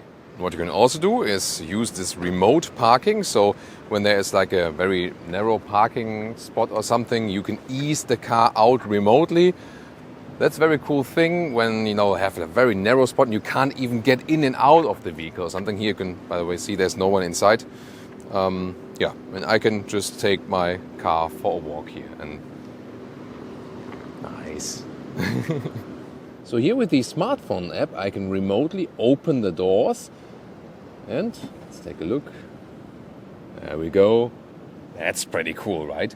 And there's now also a function that you don't even have to press this one, but then when you approach the vehicle, that the driver's door is opening when you have something in your hands and so on. However, you can also open the doors here with a press, but then when I stand in front of it, the sensor prevents it from being opened. Here also soft close, by the way, and then let me just try again. When I press it and I'm not standing in the way, then the door is opening. Yes. Thank you so much, door. Here we have a fabric inside in the lower part, and this very trim. Bowers & Wilkins sound system, and the M70 interior comes here with the M steering wheel, contrast stitches on the inside. Also still with some real buttons on the steering wheel. It's at least a mix. And you also have the M entry badge here. And in this case, this is the best trim as for the seats for the M70. You have a fabric share here at least. This one is still animal skin, so an animal-free seat is not available for the M70. There you would have to go for the normal i7 then and can get the high-grade leatherette, the Veganza seats, which are actually the best seats, but these ones then would be the best configuration for this M70. Here, with 189 or 6'2". Oh, sorry, Michelle. You know, when I get inside, I tend to just hit the brake, you know, because for security reasons that the vehicle won't roll and so on, I'm getting inside and I'm hitting the brake. That's what I usually do, you know. Also when I'm saying like 189, 6'2", and I still have a lot of headroom left, because, and then that's the thing here, to close the driver's door, when you hit the brake, then you can, now I'm not hitting Michelle with the camera. Here we go, goodbye. Interior cockpit overview, this curved screen here, two separate displays on it, and here this is ambient lighting bar, and this is splitting a lot of opinions. Some even say that looks cheap to me. Here there's this crystalline structure on the inside, which is nice and playful on the one hand, but maybe then again looks broken. I don't know. What's your take on that? Tell me in the comments. Of course, you can change the ambient lighting color, and it also switches according to the driving modes. Here, for example, in the sport mode, also the seats go a little bit slimmer and so on. Then you have the red here for the sporty driving. Efficient would look like this, for example. And you also have this build-up. It's always a nice effect. And when you hit the turning indicators, it also has this visualization on the inside. That is also spectacular. Other than that, you have this nice carbon fiber decor element here. And the digital instruments are clear to read. You can change the whole layout like this. Like this, and there's also a way to have the speed centraled. So if you go here, we go to the top part, there we go, then you have the speedo in the middle part. I think that's also one of my favorite settings. Of course, you can get a head-up display. I still think a manual climate knob offers a manufacturer the chance to have a haptic interface with the vehicle that you would feel premium quality, because clicking plus and minus to me doesn't feel premium, you know what I mean? But this is a general trend in the industry, general trend. Here you can also have the cooled seats and heated seats. Yeah, it just takes 2 more steps then to do that. Of course, you could also do it with voice input. Let's try that. Heated seats, please. Okay, I will activate the seat heating for the driver. Yeah, so that does work also with voice input if you want to talk to the vehicle. Here, map view, car internal. Then you can have this whole app view. And if you want to filter by the vehicle apps, you can go here. That you can easier, for example, go to interior lighting and so on, or also to the consumption figures. So it's a little bit overloaded, but the longer you use it, then you also get somehow used to it. Middle console here is inductive charging pad with a cooling hole as well. That's very important that it doesn't overheat. Cup holders, you slide these open. Very high build quality here overall, I like that. Just too much high gloss black here, and you have this crystalline turning. You also hear it. It's a nice sound. Also the manual volume jog still. Yeah, then, but this is then hashtag capacitive BS. It does give you at least some kind of feedback. And I really like this split opening here for the middle console, more USB-C charger, and once again, nice closing sounds. Then towards the rear doors, also with the fabric inside. here also soft touch. I would love that it's easy, like in the S-Class, when you pull this one, that the shade goes up. But no, you have to do it here in the screen. There we go, you can see it. And then you can press this one, and then here actually the shade goes up for the rear inside doors. So I think this system here is just, I feel a little bit too complicated, a little bit over-engineered, that everything also in the rear moves into the screen, even this one. By the way, that's cool, that's quite cool, right? You see the small one right there that even covers this part. That's actually quite fancy.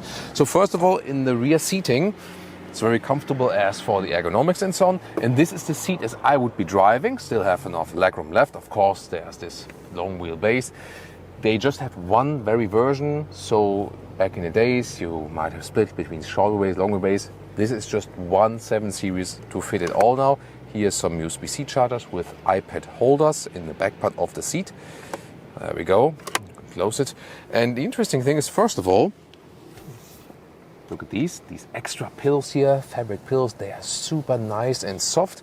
And then, of course, important is that and I think now it's time to take off my shoes, definitely, because they are clean anyway. But you know, these high floor mats, they are actually really nice. Look at that.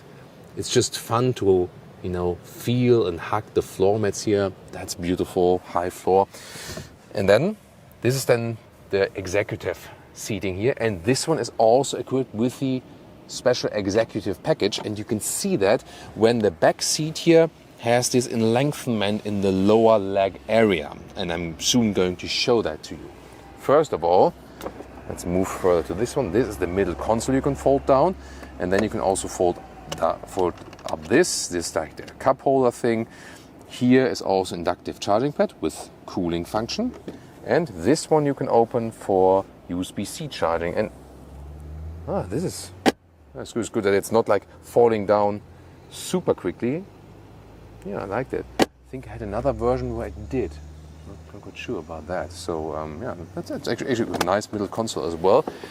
And then here to control everything right here. First of all, I think I would have to put the head restraint up. Let's see about that. So you control, as I said, everything here in these small monitors.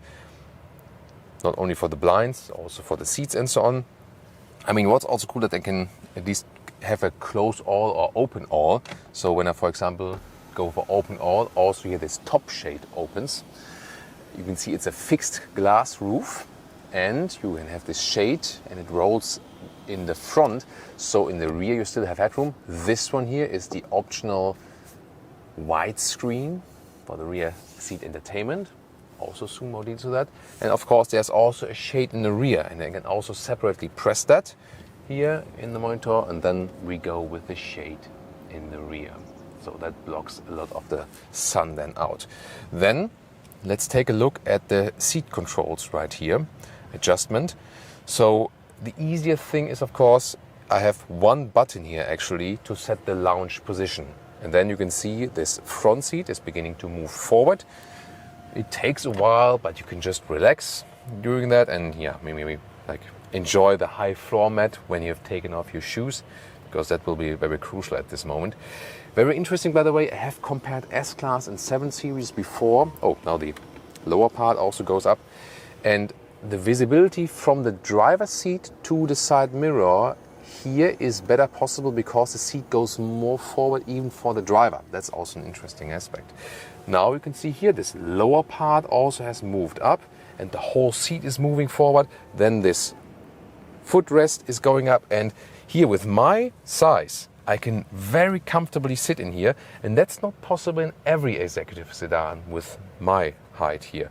So I even have some more space here for my feet. That's actually quite cool, and wow, that's really super relaxing. And also again with the head restraint. So yeah, that is something I could really enjoy, maybe like either working or then just relaxing when being driven to the next appointment or something. Heads off. Yeah, and then of course there is this screen as well. Once again, you go into this screen here on your right, and you have certain modes, for example, first of all, like theme modes you can pick, and you can also access this Fire TV and then fold down via theater mode. Now everything is going into the theater mode. I have this effect. All the shades are being closed that you can better see the screen. So now everything is dark and I'm waiting for the screen. Please move the front seats forward to ensure that the seat is not blocked. Okay, so obviously my driver's seat is not enough in the front.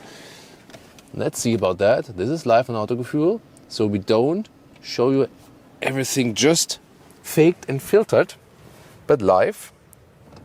There we go. Now it folds down. So you have to know about that. Here we go. And then we have the theater screen right there. It's really wide, not that high actually.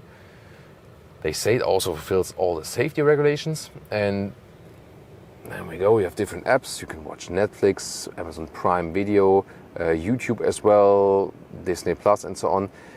It's not meant that you plug in your own device or something. They really go via these ones here. And of course, you always have to have an online connection to be able to see something actually. And here, remotely at the Portuguese coast, no Wi-Fi at this moment, or no signal. Does it frunk or not? Under the hood, no, there's no frunk, but yeah, I mean, at least you get this massive, beautiful M engine cover. Of course, it doesn't cover an engine. Let's check out the trunk or the boot. And also interesting here, what happens to the turning indicators or hazard lights when you open the trunk? Inside off, but then the outside stays alive. Interesting, right? 500 liters, so a little bit less than with the combustion engine version. Still fits all the luggage. And underneath you have storage for the cable. The width is limited, just like 80 centimeters or 31 inches between the wheel arches. You can have this ski hatch there to load things through, but you cannot fold the seats. And here 110 in meters or 43 inches in length. This is the most powerful version, so let's start with an acceleration. First of all, we go to the sport mode, and beginning from the sport mode, you get some extra torque if you either use the boost shifting pedal, that's also if you're already rolling, or use the launch control. These two things or elements then give you some more extra torque. Then very interesting. And here we start with the launch control, brake with the left foot, and then I hit the throttle with the right foot. Everyone get ready. Let's see about this acceleration of this spaceship. Let's go.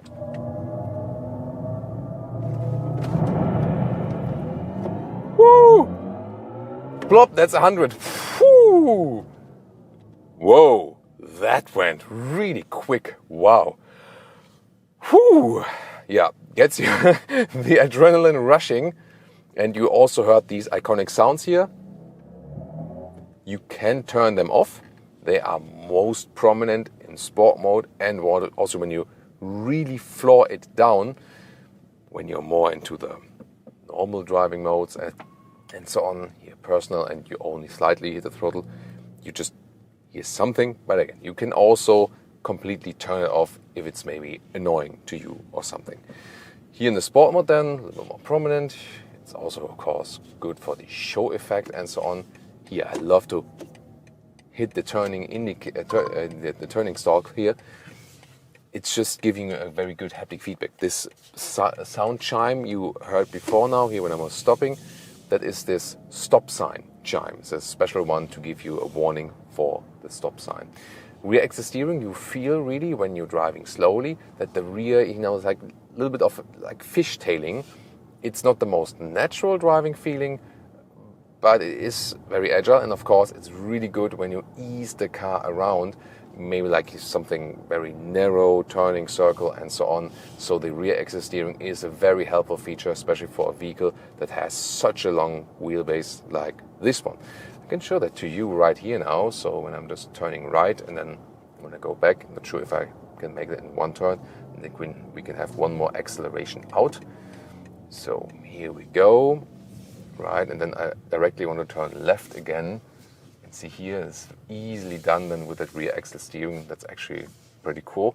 And we can have one more acceleration out of a little bit of a corner. Let's see about that. Plop, and that's more than 100 already. Again, wow, really impressive and so smooth. At the same time, the acceleration. So I have perfect control over the vehicle. The rear electric motor is the stronger one. That is also the one that has received hardware changes for this very version. So you always have a rear wheel bias, although you have one electric motor per axle.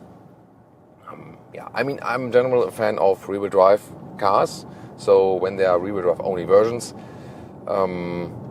it's always fun to do that, definitely. Of course, you can just get more traction to the ground, get better acceleration figures here with the all-wheel drive versions. The i7 in general feels lighter than it actually is. It's a large vehicle, it's a lot of weight, but due to the driving dynamics, suspension and so on, it hides a little bit of its weight, I would call it that way. Even if you go some slalom here, then you feel again the rear axle steering is a good steering feel overall. So you have no dead zone area. It is also consistent in its approach in a way. So you always have a good feeling over it. And also the steering is not too large. So that also accounts for the feeling that the car feels smaller than it actually is. Remember also that especially the rear axle steering basically fakes a shorter wheelbase in that feeling respect. Talking about the M70, I have just been driving the i7 for 2 weeks actually, and there's also a review of German Autobahn driving from it and so on. And here, even in the personal mode, I told you earlier, the air suspension has a stiffer setting. At the same time, the air suspension still delivers you a lot of comfort. To me, this is more actually about the wheel size choice. So it is not the largest difference if you have this one here, the M70 or the normal i7. To me, the wheel size makes more of a difference if you want to pick between a sportier or a more comfortable ride. So this vehicle here can really do both. Great comfort, also great seating comfort and so on. At the same time, when you accelerate out of corners, the power is always there and it's such a smooth delivery. At the same time, also so powerful. Does it really make a large difference if you have the M70 or the i7 xDrive, the normal all-wheel drive version? Well, it is this 1 second in the acceleration figure. Of course, here you get some more aggressive look and so on. Yes, the suspension is a little bit stiffer and so on. You got all the sporty features already included with the rear axle steering and also the anti-tilt control, so the car really always stays upright. But I wouldn't say it feels like a completely different vehicle. So this one here, where you want to go top of the line and don't really care about the money aspect, but a normal i7 will do fine. And even the base version of the i7 already delivers you more or less the same driving feeling. So slight nuances that are changed here in the driving habit to make it even a little bit sportier, that you feel this top of the line model. So you have a little bit less of floaty comfort driving feeling, but some more spice of sportiness than here with the M70 version. And one more motorway acceleration from 50 to 120. Let's go. Plop, that's it. So quick, so quick. Wow. Recuperation, by the way, usually works in this adaptive way. That means when here there's nothing in front of us, everything is running free, then we're just rolling, huh? And when there would be a car in front of us, then there is adaptive recuperation like adaptive cruise control. But you can also pull this shifting lever back, then you are in the B mode, and then immediately strong recuperation, and then you have this one pedal driving feeling. Assistance systems. Oh, now I hit the boost pedal. Yeah, that you can see you have 10 seconds of extra torque basically. So here the adaptive cruise control set here on the left side of the steering wheel, and also have an active lane keeping assist. So here it is meant that you keep your hands on the steering wheel like this. It's also traffic sign recognition. So here we go. Very smooth process. So I think very elaborated assistance systems. And there's also an automatic lane change possible. So let's see here. There we go. I initiated it myself with this indicator stalk. And there we go. So I did not do that myself. The car basically did that to me. So, and one time. There we go. The next step we will soon see in our review of the new BMW 5 Series will be that you do not even have to do that, but just take a look actually in the side mirror. Already got some previews on Instagram, TikTok and YouTube Shorts for you. By the way, also subscribe to our YouTube Shorts channel, to Thomas Let's Go YouTube Shorts channel. I'll also link it in the video description and the pinned comment. And there we can also see this next evolutionary step of this assistance system. Overall here on the motorway, so silent, such a, I always call it sovereign ride. You feel like you're basically king of the road, everything is smooth and comfortable. Bumps, no problem at all. At the same time, super silent, great noise insulation. So as for long-term comfort, there's hardly anything that is better. And we also had it with the i7 recently on the German Autobahn, the motorway. And last thing to check for today is, of course, the energy economy. Can't say fuel economy. So I also did a reset actually, and then see what we can score here, if that will be somewhat similar to the normal i7 or it will be a little bit more. Of course, here you tend to use a little bit more of the power, but it more really depends if you're using that throttle or accelerator pedal or not. Consumption test, we scored some 24 kilowatt hours on 100 kilometers. That's 2.6 miles per kilowatt hour. Indeed, a little bit thirstier, if we can say that, for EVs than the normal i7 xDrive version, where we had some 21 kilowatt hours per 100 kilometers. That is some 3 miles per kilowatt hour. So, whereas with the other one, we had more like 500 kilometers, 300 miles of range. Here, more like 430 kilometers, 270 miles. So, by this performance, electric rear motor and so on, of course, you drive this car a little bit different also. You do lose some range. However, you can never one-to-one compare these, these range tests, because it's always a little bit different. Here, for example, we had the AC a little bit stronger running and so on. So, but definitely there will be some small differences between this performance version and the other ones. But more, of course, you always control with the environment, temperature outside, and how much you push the throttle and so on. And now the chauffeur driving part here. Michel has taken the driver's seat, so he's driving me now. Yeah, very kind of him, isn't he? So yeah, it's really comfortable here also in the normal position. Interesting is definitely when you are at lower speeds, then you also feel the rear axis even more as a passenger. Here at, like he's driving at 80 kilometers an hour now, like 50 miles an hour, then you also don't feel something from the rear axis steering. Here indeed, with large wheels and that stiffer air suspension setup, I think as a rear passenger, you feel more difference here in the M70. So when you go chauffeur driving here, being in the rear, then I would rather say go for a base i7 and enjoy a little bit more comfort, and also put a little bit smaller wheels on there, that you have more dampening from the tire and so on. So it's still super comfortable, but just in comparison, I think for rear passengers, the sporty setup of this one here makes a little bit more difference. Oh, I feel that Michel has a lot of fun in driving, right? He's like, I thought, oh, he's taking it step by step here, driving this large vehicle. No, he's really attacking the road already. Michel, way to go. As for the controls here, it's very interesting. Well, I said earlier here with the shades, when I want to open the window, then here the shade automatically lowers. But to pull it up again, I cannot pull the window lever, and then you have to go to the screen and then select sun blinds and then raise it up again. And to me, not the very logical thing, definitely. We have to go straight further. Thank you, James. You're welcome. And then, I also want to show you here when I'm controlling this comfort seat while driving. So hitting that one, where I can also pull down this one here, and also have, better armrest here. So, and then it takes some time here. I love that high floor mat also while driving. So this to me, pretty much the coolest thing, and also while driving, that you can stretch your legs out and then can just relax.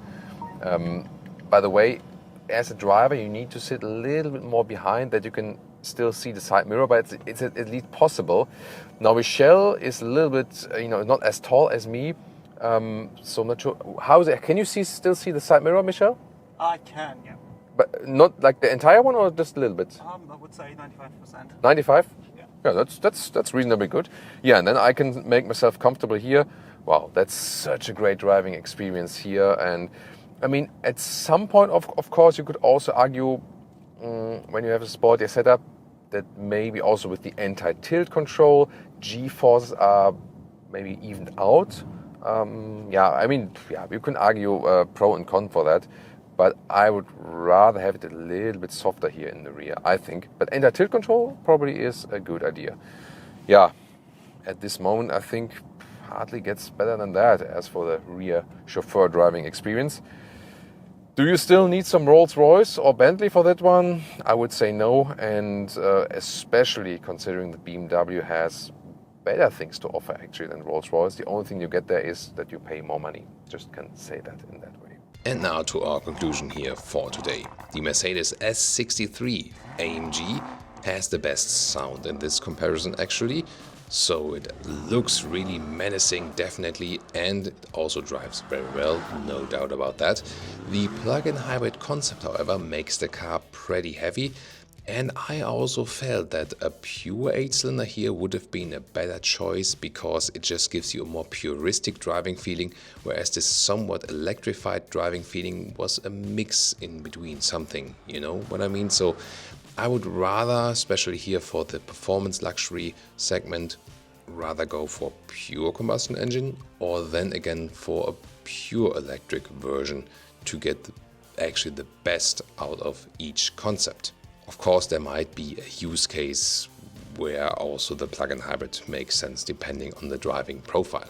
The Mercedes EQS AMG, however, that one, you know, the sales figures also show it. People do not really want it. It doesn't offer the same luxury as the Mercedes S-Class, and they now plan to do an electrified S-Class like BMW is doing actually, offering different powertrains on the same platform like they do with the 7 Series. The 7 Series actually has the best luxury seating comfort in this comparison and is also offered with animal-free seats, what's important to me.